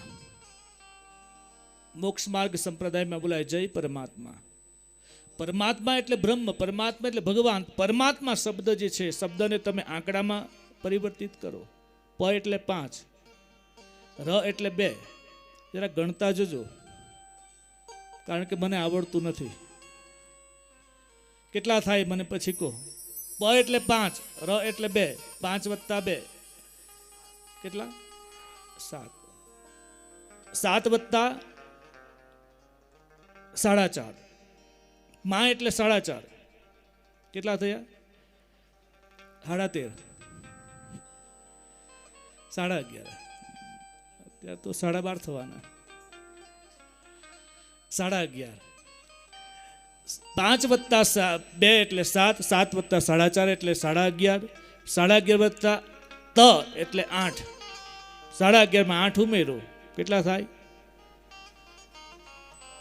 19.5. અને 19.5 માં છેલ્લો માં જે છે એ માં એટલે 4.5. 19.5 માં 4.5 ઉમેરો એટલે 24 થાય. આ પરમાત્મા શબ્દમાં 24 અવતાર સમાયા, એટલા માટે જય પરમાત્મા બોલાય છે. એક અવતાર આ પરમાત્મા શબ્દમાં છે. તો ધીમહિ 24 અવતાર ગાયત્રી મંત્રના અક્ષર છે 24. ગાયત્રી મંત્ર ક્યાંથી આવ્યો? એના અધિષ્ઠાતા તો વિશ્વામિત્ર છે, પણ વાલ્મીકી રામાયણમાં 24,000 શ્લોક છે. પહેલો અક્ષર એટલે ઓમ. 1,000 શ્લોક પૂરા થાય પછી 1,001મો જે શબ્દ છે એ છે ભૂ. 2,001મો શબ્દ છે એ ભૂવો, ભૂર્ભૂ. 3,001નો શબ્દ છે એ વ. આમ 3,001, 4,001, 5,001, 6,001 આ બધા જ અક્ષરોને સંમિલિત કરો, બધા જ અક્ષરોને ભેગા કરો, આખો ગાયત્રી મંત્ર બને છે. વાલ્મીકી રામાયણમાંથી ગાયત્રી મંત્ર પ્રગટ થાય છે. તીર્થંકરો પણ 24 છે, આખા દિવસના કલાકો પણ 24. જન્માદ્યસ્ય યતોન્વયાદિ તરતશ્ચાર્થી સ્વવિઘ્ન સ્વરાટ. જકારથી શરૂ થયેલું આ ભાગવત અંતમાં આવે છે ત્યારે તો છેલ્લે મુક્તિને માટે માંગ કરી છે. નામ સંકીર્તનમ યસ્ય સર્વ પાપ પ્રણશ્યતિ. કથાનો આરંભ થયો, બીજા શ્લોકથી ધર્મનો મહિમા બતાવ્યો, ત્રીજા શ્લોકથી ઋષિઓએ 6 પ્રશ્નો પૂછ્યા છે. શરદ કુમારોને પ્રશ્ન પૂછ્યા કે વર્તમાનમાં જીવનું કલ્યાણનું સાધન કયું. બીજો પ્રશ્ન કર્યો છે શાસ્ત્રનો સાર બતાવો. ત્રીજો પ્રશ્ન કર્યો ભગવાન કૃષ્ણના અવતારનું પ્રયોજન શું. ચોથો અવતાર કહ્યો કે તમામ અવતારો ભગવાન લીધા તે અવતારની કથાઓ કહો. પાંચમો પ્રશ્ન કર્યો ભગવાને જે લીલાઓ કરી એ લીલાઓ અમને કહો. છઠ્ઠો પ્રશ્ન કર્યો ભગવાન આ ધરા છોડીને પોતાના ધામમાં ગયા તો ધર્મ કોના શરણે ગયો. આમ 6 પ્રશ્નો પૂછાણા અને એમાંથી ભાગવતનો આરંભ થયો છે. અને સનત કુમારોએ 24 સૌથી પહેલા સૌનકાદિ મુનિઓને 24 અવતારોની કથા કહી કે આ જગતની અંદર પહેલો અવતાર થયો છે સનત કુમારોનો, જેણે ખૂબ તપસ્યા કરી. બીજો અવતાર ભગવાન વરાહનો થયો. હિરણ્યાક્ષ જ્યારે પૃથ્વી રસાતલમાં ગયો ત્યારે ભગવાને ખૂબ ભયંકર યુદ્ધ કર્યો અને પૃથ્વીને પોતાની દાઢ ઉપર મૂકી અને ફરીવાર પૃથ્વીને સ્થિર કરી, એ છે વરાહ ભગવાન. ત્રીજો અવતાર દેવર્ષિ નારદ થયા. ચોથો અવતાર ભગવાન નર અને નારાયણ. આ નર અને નારાયણ આ જ ધરા ઉપર જેમણે ખૂબ તપસ્યા કરી એ છે ભગવાન નર નારાયણ. પાંચમો અવતાર છે ભગવાન કપિલનો. છઠ્ઠો અવતાર છે ભગવાન દત્તાત્રેય. સાતમો અવતાર છે ભગવાન યજ્ઞ નારાયણ. આઠમો અવતાર છે ઋષભદેવ. નવમો અવતાર છે ભગવાન પૃથુ. દસમો અવતાર છે મત્સ્ય નારાયણ. 11મો અવતાર છે કુર્મા અવતાર. 12મો અવતાર છે ભગવાન ધન્વંતરી. 13મો અવતાર છે ભગવાન મોહિની નારાયણ. 14મો અવતાર છે ભગવાન ઋષિ. 15મો અવતાર છે ભગવાન વામન. 16મો અવતાર ભગવાન પરશુરામ. 17મો અવતાર છે ભગવાન વ્યાસ. 18મો અવતાર છે ભગવાન રામ. 19મો અવતાર છે બલભદ્ર. 20મો અવતાર છે ભગવાન કૃષ્ણ. 21મો અવતાર છે ભગવાન બુદ્ધ. 22મો અવતાર છે હંસ અવતાર. 23મો અવતાર છે હયગ્રીવ અને 24મો અવતાર છે કલ્કી નારાયણ. આમ 24 અવતારોની કથા કહી છે. કલ્કીનું પ્રાગટ્ય ક્યારે થશે? તો બદ્રીનાથની જે ભવિષ્યવાણી છે કે આ બદ્રી વિશાલ ભગવાન જે છે એ અહીંયાથી લુપ્ત થશે, આ જગ્યામાંથી લુપ્ત થશે અને ભવિષ્ય બદ્રીમાં ભગવાનના દર્શન થશે. વચ્ચે આપણે જ્યારે આવ્યા ત્યારે જોશીમઠ આવ્યું. એ જોશીમઠમાં આમ આપણે આવ્યા ડાબી બાજુ પર ભગવાન ઋષિનું મંદિર હતું. ભગવાન ઋષિ એમ કહેવાય છે કે ભગવાનનો એક હાથ દર 12 વર્ષે 2-2 ઇંચ જેટલો ખરે છે. અને જે સમયે 12 વર્ષે જો 2-2 ઇંચ જ્યારે હાથ ખરે ત્યારે કંઈક ને કંઈક તબાહી આવે છે. અત્યારે 4 ઇંચ જેટલો હાથ ખરી ગયો છે અને એ જ્યારે કોણી આટલા ભાગે સુધી ખરશે ત્યારે આ જગતની અંદર કલ્કી અવતાર ભગવાન ધારણ કરશે. અને જે જ્યારે હાથ ખરી જશે ત્યારે અહીંયાથી બદ્રી વિશાલ ભગવાન અહીંયાથી લુપ્ત થશે અને ભવિષ્ય બદ્રીમાં આજે એ પથ્થરની આકૃતિમાંથી ભગવાન ધીમે ધીમે ઉપસવા લાગ્યા છે. ધીમે ધીમે આકૃતિ નીકળવા લાગી છે. ભવિષ્ય બદ્રીમાં તપોવનથી આગળ છે ભવિષ્ય બદ્રી. અહીંયાથી લુપ્ત થશે અને ત્યાં પ્રગટ થશે. એવા કલ્કી અવતારનો ત્યારે જન્મ થશે. આમ 24 અવતારો બતાવ્યા. ભગવાન વ્યાસ અને અશાંતિ થઈ. દેવર્ષિ નારદની મુલાકાત થઈ. દેવર્ષિ નારદે પોતાના પૂર્વાવતારની કથા કહી છે. બે સંતના મિલનથી ભાગવતનો આરંભ થયો. દેવર્ષિ નારદે ભગવાન વ્યાસને પ્રેરણા આપી કે તમે ભાગવતની રચના કરો. 17 પુરાણોની રચના કરી. વ્યાસજીને અશાંતિ થઈ અને વ્યાસજી કહે છે કે હું ક્યાં જાઉં? બોલે તમે સરસ્વતી બ્રહ્મ નદ્યામ સરસ્વત્યામ, એ સરસ્વતીનો કિનારો છે, ત્યાં તમે જાઓ અને ભાગવતની રચના કરો. જ્યાં બદ્રી નામના બોરના વૃક્ષો છે ત્યાં જઈને તમે નિવાસ કરો. અને ભગવાન વ્યાસ અહીંયા આવે છે અને વ્યાસ ગુફાની અંદર ભાગવતની રચના થઈ. ભગવાન ગણેશે ભાગવતનું લહિયા બન્યા અને વેદમ વ્યાસ ભગવાન શ્લોક બોલે અને ભગવાન ગણપતિ એના શ્લોક લખે છે. મહાભારત પણ ગણપતિ બાપાએ લખ્યું.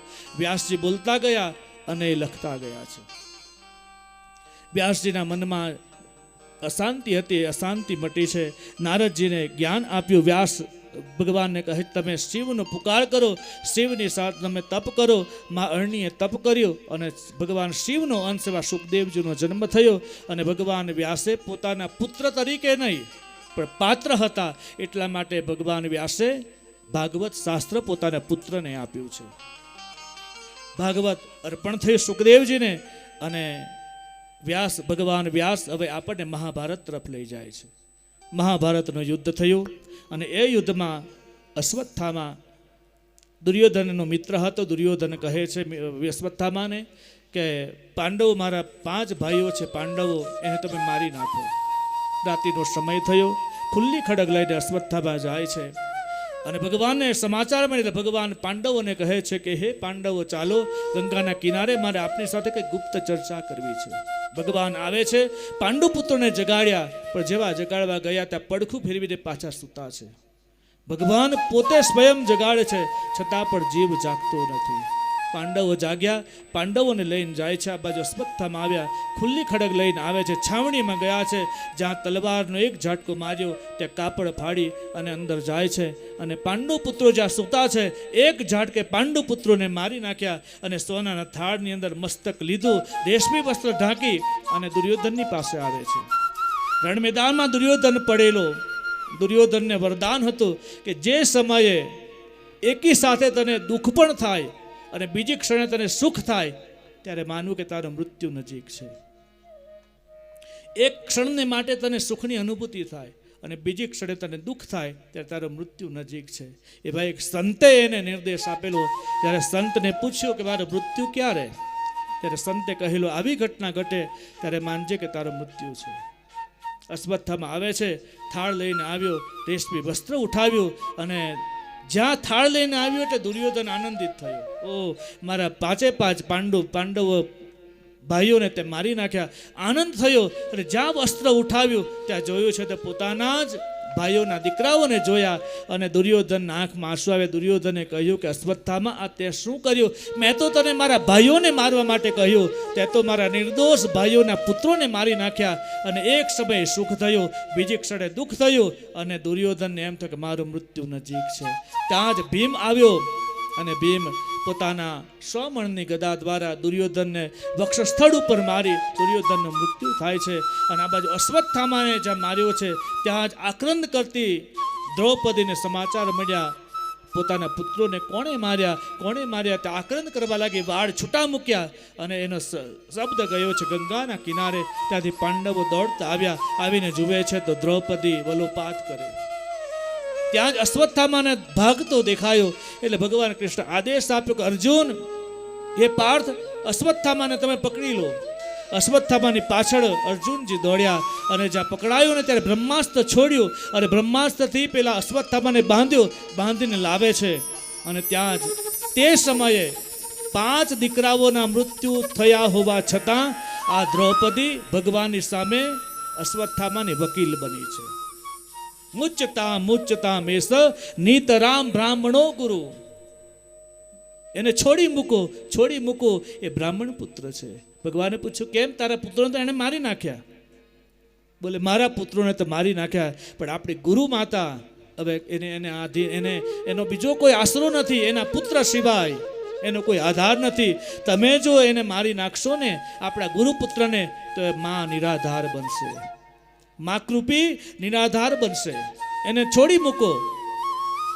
ભગવાને ના પાડી છતાં દ્રૌપદીએ કહ્યું એટલે અશ્વત્થામાને છોડી મૂક્યો. અશ્વત્થામા ગયો છે પણ વેર અને ઝેર લઈને ગયો. ભગવાન અશ્વત્થામા જ્યાં ગયો છે ત્યાં ભગવાન કૃષ્ણ અર્જુનને આદેશ આપ કે એને બ્રહ્માસ્ત્ર મારો. બ્રહ્માસ્ત્ર માર્યો છે. અશ્વત્થામાએ બ્રહ્માસ્ત્ર મારી આકાશમાં ટકરાયું. ભયંકર તેજ આ ધરતી ઉપર પડ્યો. પૃથ્વી બળવા લાગી, વૃક્ષો બળવા લાગ્યા. બધા ભગવાનની શરણમાં ગયા. ભગવાને આદેશ કર્યો કે બ્રહ્માસ્ત્રને ખેંચી લો. બ્રહ્માસ્ત્ર ખેંચાયું. અશ્વત્થામાને પકડીને બાંધીને લાવે છે. ત્યારે અશ્વત્થામાને ભગવાને કહ્યું છે છોડી તો મૂકો, પણ એ જીવતો હોવા છતાં એ મરેલો ક્યારે કહેવાય? કે બ્રાહ્મણનું હરણ, ધનનું હરણ કરી લો તો એ બ્રાહ્મણ જીવતો હોવા છતાં એ મરેલો છે. બ્રાહ્મણની શિખાને તમે કાપી નાખો તો બ્રાહ્મણ જીવિત હોવા છતાં એ મરેલો છે. બીજું, બ્રાહ્મણના યજ્ઞોપવિતને તમે કાપી નાખો તો બ્રાહ્મણ જીવતો હોવા છતાં મરેલો છે. ભગવાને આદેશ આપ્યો અર્જુને શિખા પકડી છે અને કમરમાંથી કટાર કાઢી અને જે બ્રહ્મતેજ હતું અશ્વત્થામાના મસ્તક ઉપર, એ જ્યાં ધારદાર પેલું માર્યું છે કટાર મારી અને મણીને લઈ લીધો અને બ્રહ્મતેજથી યુક્ત જે અશ્વત્થામા હતો અને બ્રહ્મતેજ ગયું આ નિસ્તેજ બન્યો. અશ્વત્થામા નિસ્તેજ બન્યો, મણી લઈ લીધો. આ જે ભાગ છે ભાગ ખુલ્લો થયો. અશ્વત્થામા ભાગતો ગયો. થોડો સમય વીતે છે. અશ્વત્થામાને એમ થયું મારે ગમે એમ કરીને વેર લેવું છે. વેરની અગ્નિમાં એ બેસે છે. ત્યાં જ ઘટના ઘટી. મહાભારતનું યુદ્ધ પૂર્ણ થયું અને ભીષ્મ દાદા અંતિમ સમય હતો. બાણસૈયા ઉપર સૂતા છે. ભગવાન કૃષ્ણની રાહ જુએ છે. ભગવાન કૃષ્ણ હસ્તિનાપુરમાં પાંડવોને ગાદી આપી અને દ્વારિકા વિદાય થવા તૈયાર થયા. ત્યાં જ ભગવાનને સમાચાર મળ્યા કે દાદા ભીષ્મ રાહ જુએ છે. અને ગંગાજીના કિનારે ભગવાન કૃષ્ણ આવ્યા અને દાદાની અંતિમ ગતિ થઈ. દાદાના અગ્નિ સંસ્કાર થયા. રાજધર્મ, સ્ત્રી ધર્મ, મોક્ષ ધર્મ, આમ 5 પ્રકારના ધર્મો પાંડવોને દાદા ભીષ્મએ અર્પણ કર્યા. દ્રૌપદી પણ ત્યાં હતા. દ્રૌપદીને પણ સ્ત્રી ધર્મની સમજણ આપી છે. દ્રૌપદી ત્યારે હસી છે.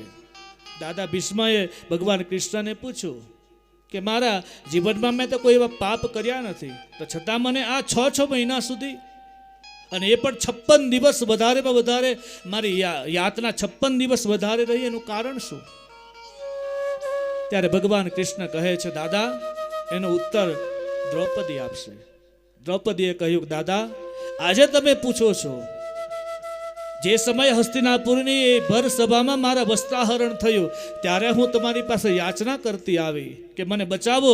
આ મારો દુશાસન મારી સાડીનું હરણ કરે, વસ્ત્રાહરણ કરે, અને ત્યારે હું રજસ્વલા ધર્મમાં હતી અને છતાં તમે મને ન બચાવી. ત્યારે તમે નીચું જોઈ ગયા. દ્રોણ ગુરુની પાસે ગઈ, એમણે પણ મારે કોઈ મદદ ન કરી, અને આજે તમે મને પૂછો છો કયું પાપ? ભગવાન કૃષ્ણ કહે છે દાદા જે સમયે આ દ્રૌપદીએ તમારી પાસે યાચના કરી, કૌરવોએ જે પાપ કર્યું એ પાપ તમે નથી કર્યું, પણ દુશાસને પાપ કર્યું. એ તમારી નજર સમક્ષ એ પાપ થયું ને, એ પાપમાં તમે ભાગીદાર છો. તમે પાપ કરતા હતા, તમે અટકાવ્યા નહીં, માટે તમારા પાપ તમે પાપ ભોગવો છો. તો દાદાએ કહ્યું કે પાપ તે સમય કર્યું, અત્યારે મારી આ દ્રૌપદીએ કહ્યું કે દાદા તો પછી અત્યારે તમને આ બુદ્ધિ કેમ આવી? હું તમારી પાસે યાચના કરતી ત્યારે તમારે મને બચાવવી જોઈએ ને, અત્યારે કેમ તમને બુદ્ધિ આવી? ત્યારે દાદાએ કહ્યું કે બેટી એમાં મારો વાંક નથી, કારણ અત્યાર સુધી મેં દુર્યોધનના ઘરનું અન્ન ખાધું ને, એટલા માટે મારી બુદ્ધિ પણ કુંઠિત થયેલી, એટલા માટે મારી બુદ્ધિ બગડેલી, અને આજે મારી બુદ્ધિ સ્થિર થઈનું કારણ આ 56 દિવસ આ 56 બાણ ઉપર હું સૂતો અને મારું બધું જ રુધિર જે દુર્યોધનના ઘરનું મેં અનાજ ખાધેલું એ બધું જ લોહી વાટે બધું નીકળી ગયું, એટલે મને આજ બુદ્ધિ આવી છે. એટલા માટે દાદા ભીષ્મએ પાંડવોને કહ્યું કે હે પાંડવો, જ્યાં ત્યાં ખવાય નહીં, જ્યાં ત્યાં જવાય નહીં, ન ખાવાનું ખવાય નહીં, ન પીવાનું પીવાય નહીં, એનું ધ્યાન રાખજો. દ્રૌપદીને પણ કહ્યું છે. ત્યારે ભગવાન કૃષ્ણ કહે છે દાદા તમે એટલા માટે બાણસૈયા પર 56 દિવસ રહ્યા એનું કારણ કે આ જન્મમાં તમે બીજું કોઈ પાપ ન કર્યું, પણ તમારી દ્રષ્ટિમાં જે પાપ થતું હતું એ તમે અટકાવ્યું નહીં, એટલા માટે તમારે સૂવું પડ્યું. પણ ગયા જન્મમાં તમે એક રાજાના પુત્ર હતા, તમે રાજકુમાર હતા, અને એ સમયે તમે રથ ઉપર આરૂઢ થઈને જતા હતા. રસ્તામાં એક સર્પ પડેલો. એ સર્પ એકદમ મૃત્યુની સૈયા ઉપર હતો, મરવાની તૈયારી પર હતો, અને તમે નીચે ઉતરી તમારા ભાથામાંથી તીર કાઢ્યું. એ તીરથી તમે એ સાપને ઉંચક્યો, અને એ તાપને એક થોરની વાડ હતી, કાંટાળી વાડ, એ કાંટાળી વાડ ઉપર તમે નાખી દીધો, અને પછી તમે જતા રહ્યા. એ સાપને મરતા મરતા 56 દિવસ થયેલા.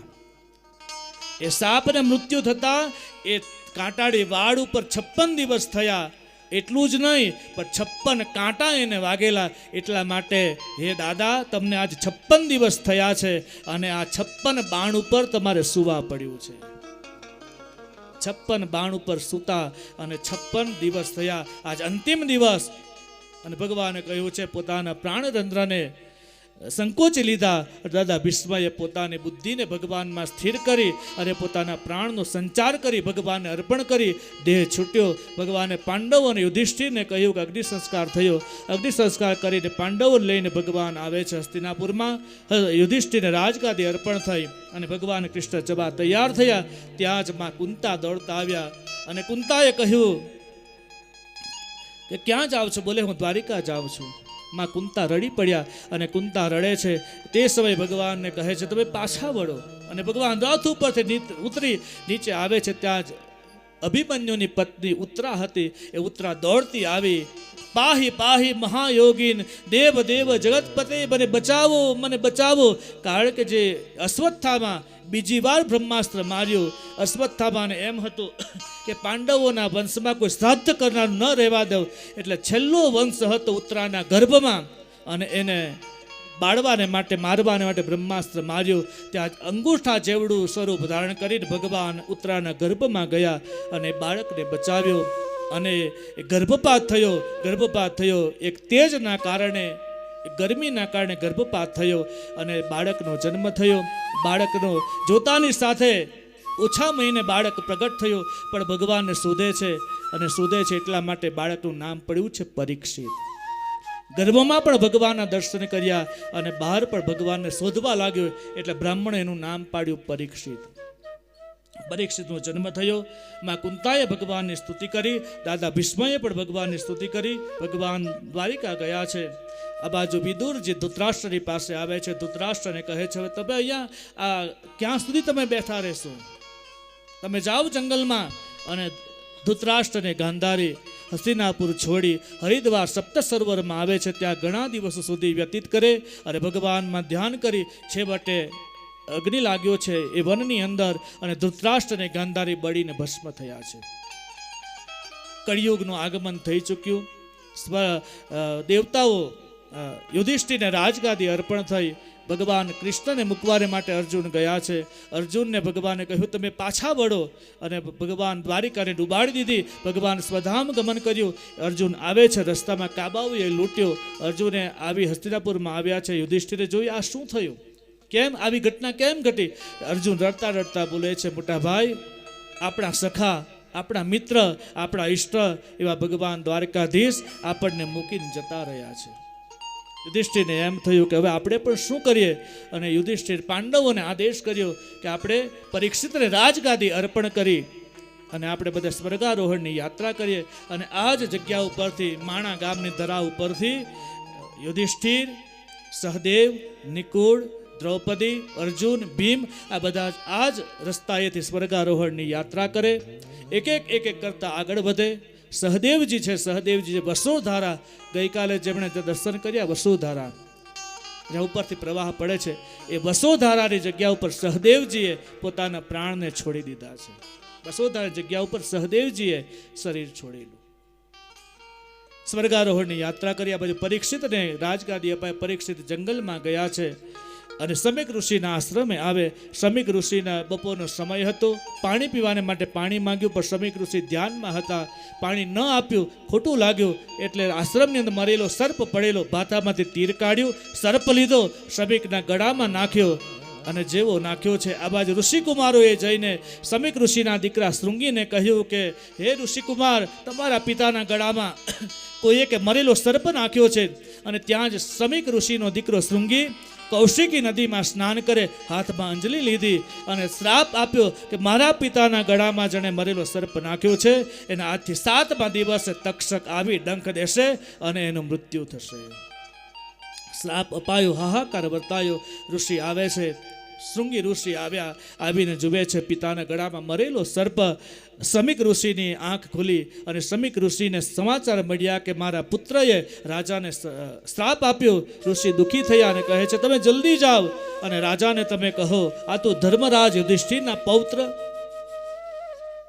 જે પ્રજાપાલક, ગૌપાલક, ધર્મપાલક એવા રાજાને તે શ્રાપ આપ્યો, જા તું ક્ષમા માંગ.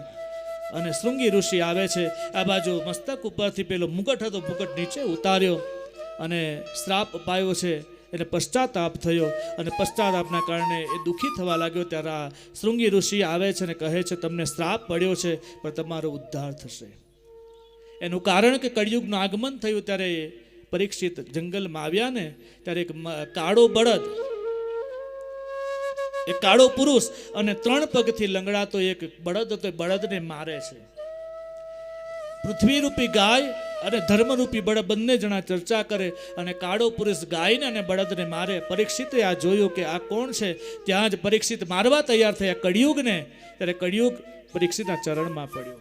પરીક્ષિતે કહ્યું તું કોણ છે? બોલે મારું નામ કળિયુગ છે. બોલે તું મારી રાજ્યની સીમા છોડીને જતો રહે. કળિયુગ કહે હું ક્યાં જાઉં? આખી પૃથ્વી ઉપર તો તમારો વ્યાપ છે, આખું રાજ્ય, આખી ધરતીએ તો તમે એના રાજા છો, હું ક્યાં જાઉં?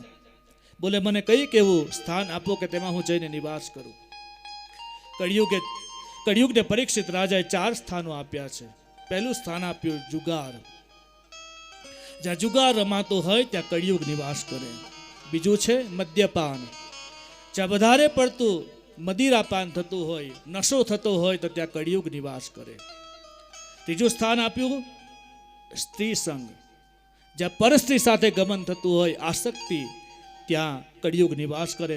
ચોથું સ્થાન આપ્યું છે જ્યાં હિંસા થતી હોય ત્યાં કળિયુગ નિવાસ કરે છે. આ 4 પ્રકારના સ્થાન કળિયુગને અપાયા. કળિયુગને શાંતિ ન મળી. કળિયુગે કહ્યું મને કંઈક બીજું સ્થાન આપો. ત્યારે 5મું સ્થાન આપ્યું વેર અને ઝેર, લડાઈ ઝઘડામાં કળિયુગનું નિવાસ સ્થાન. છતાં પણ એને શાંતિ ન પડે, હજુ કંઈક મને બીજું આપો ને. ત્યારે કળિયુગે કહ્યું ક્યાં આપું?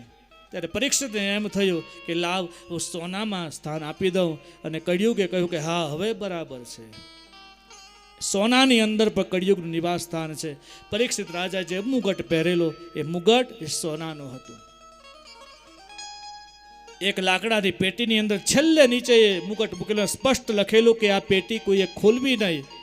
અને પાંડવો સ્વર્ગારોહણની યાત્રાએ ગયા પછી એ જ પેટી એને ખોલી અને ખોલીને છેક નીચે મૂકેલો એ મુગટ જોયો અને મુગટ એને મસ્તક પર મૂક્યો અને પરીક્ષિતની બુદ્ધિ બગડી છે.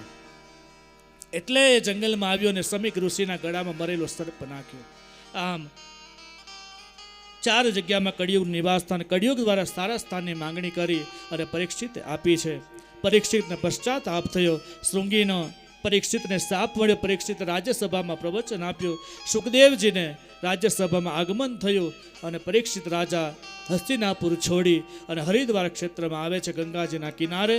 અને ત્યાં આવી અને ભગવાન જે ગર્ભની અંદર ભગવાનની સ્તુતિ કરેલી એ જ ભગવાનની પરીક્ષિત રાજા સ્તુતિ કરે કે મારા ગર્ભમાં મારી રક્ષા કરી તો હે ભગવાન હવે મારું મૃત્યુ નજીક છે તો તમે મારી રક્ષા કરો. અને ભગવાનને જ્યાં પ્રાર્થના કરી ભગવાને સુખદેવજીને સંકેત કર્યો અને સુખદેવજી ગંગાના કિનારે આવે. કથાનો આરંભ થાય. એ કથા આપણે આવતીકાલે લઈશું. તો આવો આજની કથાને વિરામ આપતા 2 મિનિટને માટે ભગવાન નામ સંકીર્તન ભાવ અને શ્રદ્ધાથી. આવતીકાલે ભગવાન કૃષ્ણના જન્મોત્સવની કથા આપણે આવતીકાલે લઈશું. બધાએ ભગવાનના જન્મોત્સવમાં લાભ લેવાનો છે.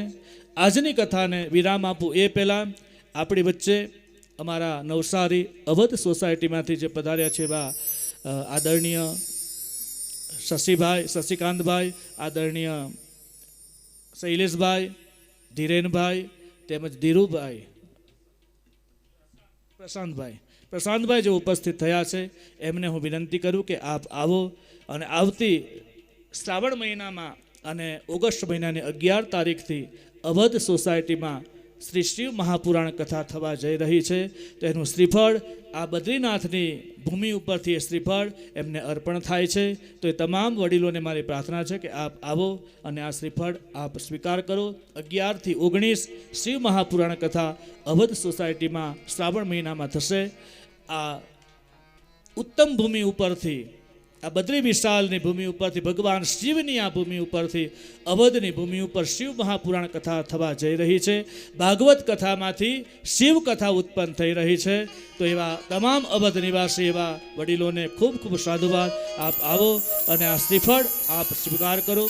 નમામિ સમીશાન નિર્વાણ રૂપમ વિભુમ વ્યાપકમ બ્રહ્મ વેદ સ્વરૂપમ નિજમ નિર્ગુણમ નિર્વિકલ્પમ નિરીહમ ચિદાકાશમાકાશ વાસમ ભજેહમ નિરાકાર મોંકાર મૂલમ તુરીયમ ગિરા જ્ઞાન ગોતી તમીશમ ગિરીશમ કરાલમ મહાકાલ કાલમ કૃપાલમ ગુણાગાર સંસાર પારમ નતોહમ તુષારાદિશંકાશ ગૌરમ ગંભીરમ મનોભૂત કોટિ પ્રકાશ્રી શરીરમ સ્ફુરન મૌલિકલ્લોલિની ચારુ ગંગા લસદ બાલ બાલેન્દુ કંઠે ભુજંગા ચલત કુંડલમ સુનેત્રમ વિશાલમ પ્રસન્નાનનમ નીલકંઠમ દયાલમ મૃગાદિસચર્માંબરમ મુંડમાલમ પ્રિયમ શંકરમ સર્વનાથમ ભજામિ પ્રચંડમ પ્રકૃષ્ટમ પ્રગલ્ભમ પરેશમ અખંડમ જંભાનુકોટિ પ્રકાશમ ત્રયશૂલ નિર્મૂલનમ શૂલપાણિમ ભજેહમ ભવાની પતિમ ભાવગમ્યમ કલાતીત કલ્યાણ કલ્પાંતકારી સદા સજ્જનાનંદ દાતા પુરારી ચિદાનંદ સંદોહ મોહાપહારી પ્રસીદ પ્રસીદ પ્રભો મન્મધારી न यावत् उमानाथ पादारविन्दं भजन्ति ह लोके परे वानराणां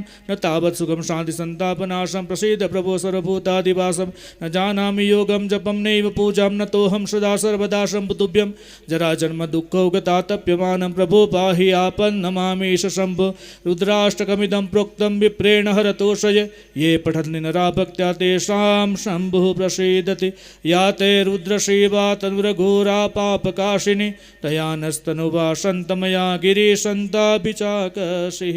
તમામ મહાપુરુષોને વિનંતી કે આપ પધારો અને આપના વરદ હસ્તે આ શ્રીફળ આ વડીલોને અર્પણ કરીએ. સાનંદમાનંદ વને વસંતમ માનંદ કંદમ હતપાપવૃંદમ વારાણસીનાથ મનોદનાથમ શ્રી વિશ્વનાથમ શરણમ પ્રપદ્યે. બોલીએ કેદારનાથ ભગવાન કી જય, બદ્રી વિશાલ ભગવાન કી જય, બદ્રીનાથ ભગવાન કી જય, નર નારાયણ ભગવાન કી જય, ભાગવત ભગવાન કી જય, શિવ મહાપુરાણ ભગવાન કી જય.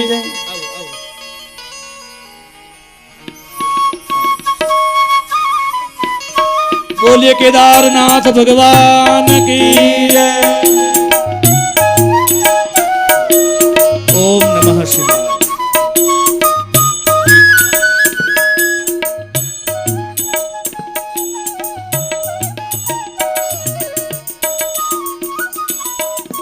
બદ્રીનાથથી આ શ્રીફળ હવે કેદારનાથ જઈ રહ્યું છે. અમારા શશીભાઈ ને એ લોકો શૈલેષભાઈ આવતીકાલે કેદારનાથ જવાના છે. તો ત્યાં ભગવાનને પણ એ શ્રીફળ અર્પણ થશે અને એ શ્રીફળ અવધની ભૂમિ ઉપર જવાનું છે. ખૂબ જ ભાગ્યશાળી છે અવધવાસીઓ કે અવધ નગરીની અંદર ભગવાન શિવની આ મંગલમયી કથા ગાથા, મંગલમયી કથા થવા જઈ રહી છે શ્રાવણ મહિનામાં. તો આ બદ્રીનાથની વ્યાસપીઠ પરથી અવધ ભૂમિમાં રહેલા અવધ સોસાયટીમાં રહેલા તમામ પરિજનોને ખૂબ ખૂબ સાધુવાદ, ખૂબ ખૂબ સાધુવાદ. ખુશ રહો, પ્રસન્ન રહો એ ભગવાન મહાદેવના ચરણોમાં પ્રાર્થના. આવો 2 મિનિટને માટે ભગવાન નામ સંકીર્તન. રાધે ગોવિંદ ભજો રાધે ગોવિંદ, રાધે ગોવિંદ ભજો રાધે ગોવિંદ, રાધે ગોવિંદ ભજો રાધે ગોવિંદ, રાધે ગોવિંદ ભજો રાધે ગોવિંદ, બદ્રી વિશાલ ભજો રાધે ગોવિંદ, બદ્રી વિશાલ ભજો રાધે ગોવિંદ, બદ્રી વિશાલ ભજો રાધે ગોવિંદ, બદ્રી વિશાલ ભજો રાધે ગોવિંદ, દ્વારિકાના નાથ ભજો રાધે ગોવિંદ, દ્વારિકાના નાથ ભજો રાધે ગોવિંદ, રૂક્ષ્મણીના નાથ ભજો રાધે ગોવિંદ, રૂક્ષ્મણીના નાથ ભજો રાધે ગોવિંદ, મીરાના નાથ ભજો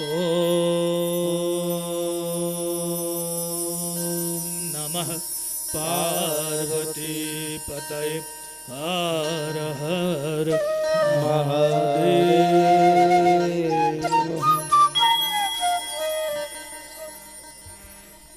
અહીં ઉપસ્થિત એવા વાલોડથી આવેલ એવા નિલેશભાઈ અને એમનો પરિવાર પોથીની સામે આરતી માટે અહીં ઉપસ્થિત થાય. વાલોડથી પ્રધારિત એવા નિલેશભાઈનો પરિવાર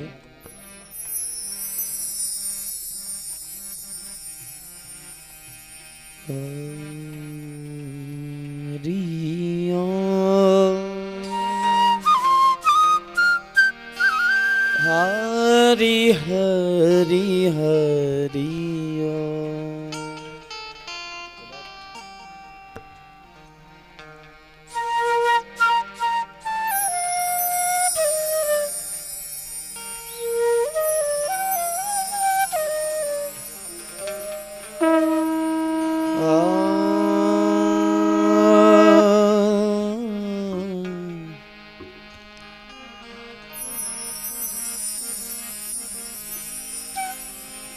તેલ ઘી તણા દીપ પ્રગટાવ્યા અને થયો ભક્તજનો ના અંતરમાં જ વાસ. ઉત્તરે શ્રી મદ ભાગવતજીની આરતી, ઉત્તરે શ્રી બદ્રીનાથજીની આરતી, ઉત્તરે લખનંદા દેવી માતની વર્તાણું બ્રહ્માંડ જય જયકાર. હે દીવડા જગમગ જગમગ થાય, દીવડા જગમગ જગમગ થાય, હા દીવડા જગમગ જગમગ થાય, દીવડા જગમગ જગમગ થાય. હે આરતી દેવ ભૂમિ માં થાય, આરતી દેવ ભૂમિ માં થાય, હે આરતી ઉત્તરાખંડ માં ગવાય. દીવડા જગમગ જગમગ થાય, દીવડા જગમગ જગમગ થાય.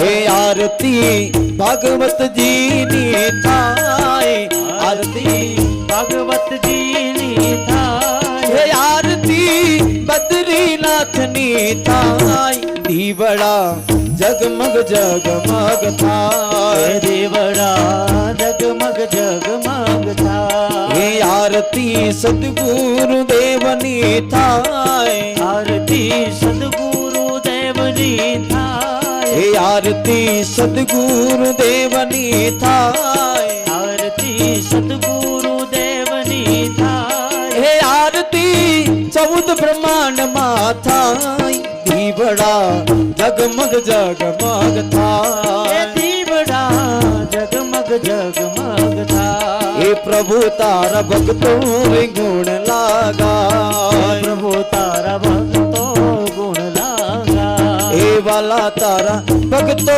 ગુણ લાગાય, વાલા તારા ભક્તો ગુણ લાગા. હે ભક્તો તને લડી લડી લડી લડી લડી લડી લડી લડી લાગે પાય.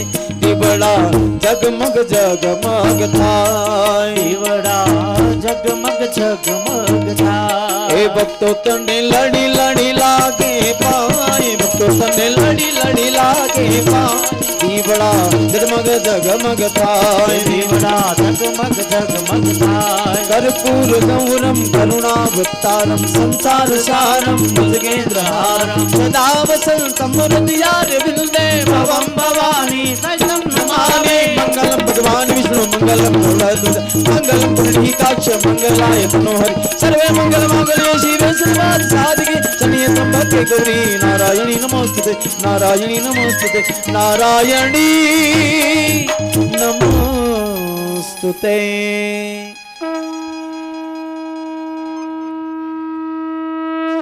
यानि कानि च पापानि जन्मांतर कृतानि च तानि सर्वाणि नश्यन्तु प्रदक्षिणं पदे वदे प्रदक्षिणं पदे वदे प्रदक्षिणं पदे वदे।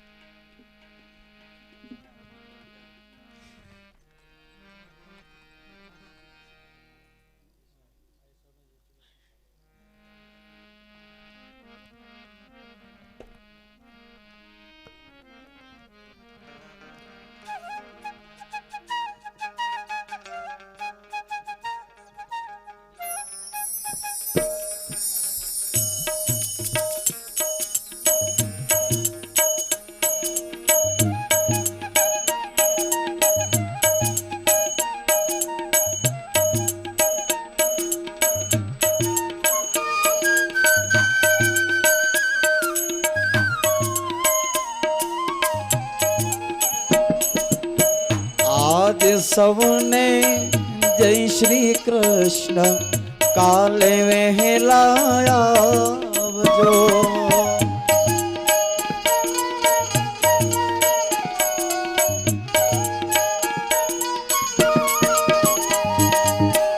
आज सौने जय माता जी काले वहेला आवजो। आज सौने जय श्री कृष्ण काले वहेला आवजो। आदि सबने जय सिया राम काले वहेला आवजो। आज सौने जय सिया राम काले वहेला आवजो। आदि सबने ओम नमः शिवाय काले वहेला आवजो।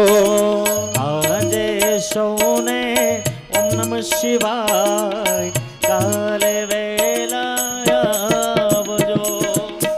आदि सबने जय बद्रीनाथ काले वहेला आवजो। आज सौने जय बद्रीनाथ काले वहेला आवजो। जय सिया राम।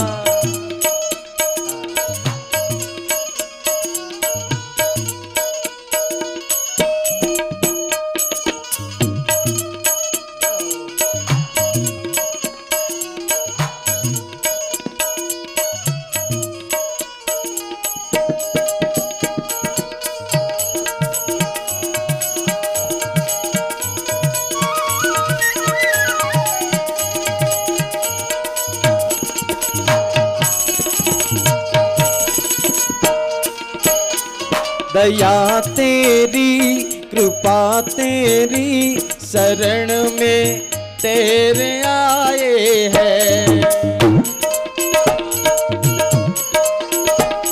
दया तेरी कृपा तेरी शरण में तेरे आए हैं। शरण में तेरे आए हैं। शरण में तेरे आए हैं। तू तारेगा संभालेगा शरण में तेरे आए हैं। दया तेरी कृपा तेरी शरण में तेरे आए हैं। जय बद्रीनाथ।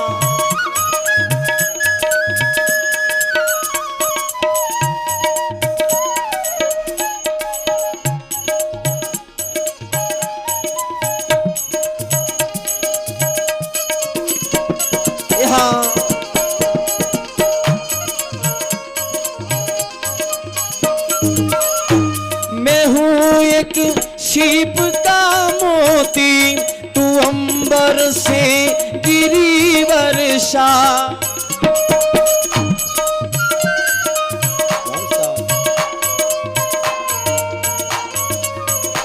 मैं हूँ एक शीप का मोती तू अंबर से गिरी वर्षा।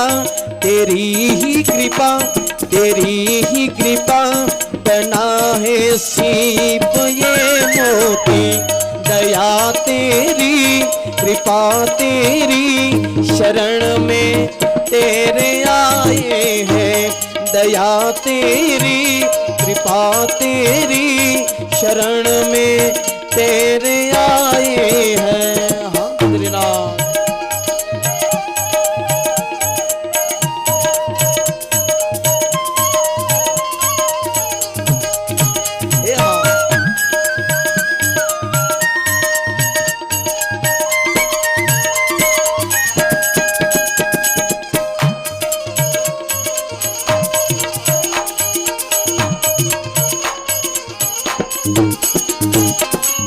सागर की नील लहरों में कभी ऊपर कभी नीचे,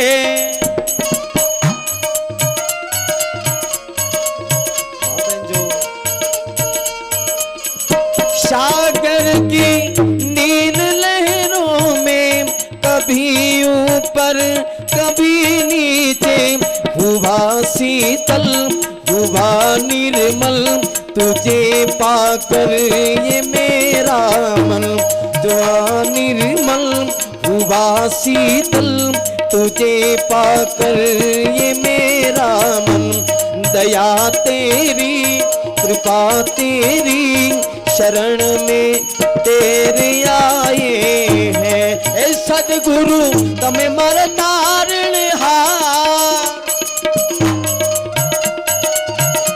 ए गुरु भगवान तमे मारा तारण हार, आज मारी ए रांक नीरे अर्जुरे खवन धनी सांभळ जो गुरुजी ओ जी। जय सतगुरुदेव।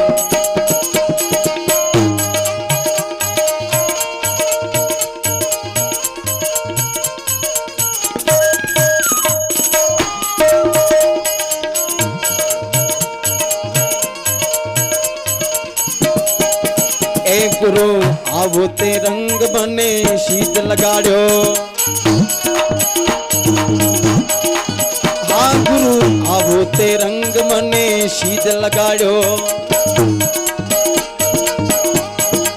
ए मने चढ़तो नहीं बीजो रंग भगवान, आवो ते रंग मने शीत लगाड़ो। श्री जी आवो ते रंग मने शीत लगाड़ो, हूँ तो देव घूमी गयो न मारू मन मोयो, हाँ मैं तो बद्रीनाथ गयो ने मारू मन मोयो,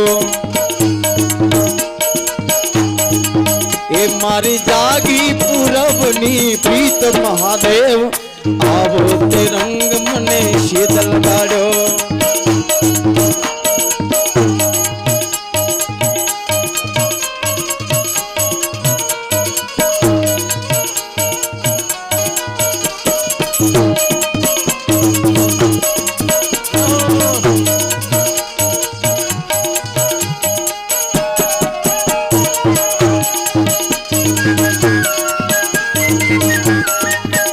मार रहबू अयान मेड़ तारो थयो, ए मारे रहबू अयान मेड़ तारो थयो, ए हवे केम करी दाड़ा जाई भगवान, आवो ते रंग मने शीत लगाड़ो।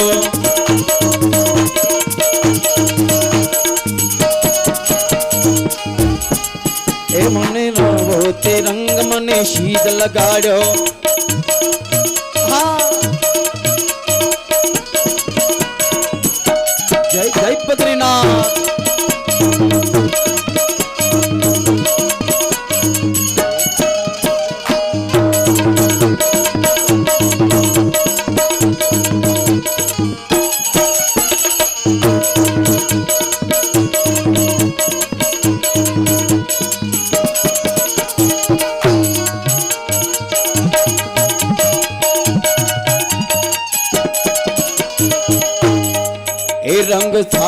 તો છાટી હવે પૂરો કરો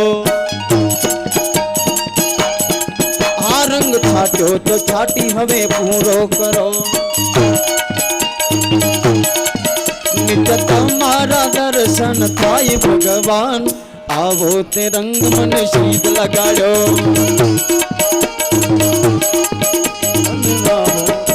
મને શીત લગાડ્યો આ ગુરુ આવો તે રંગ મને શીત લગાડ્યો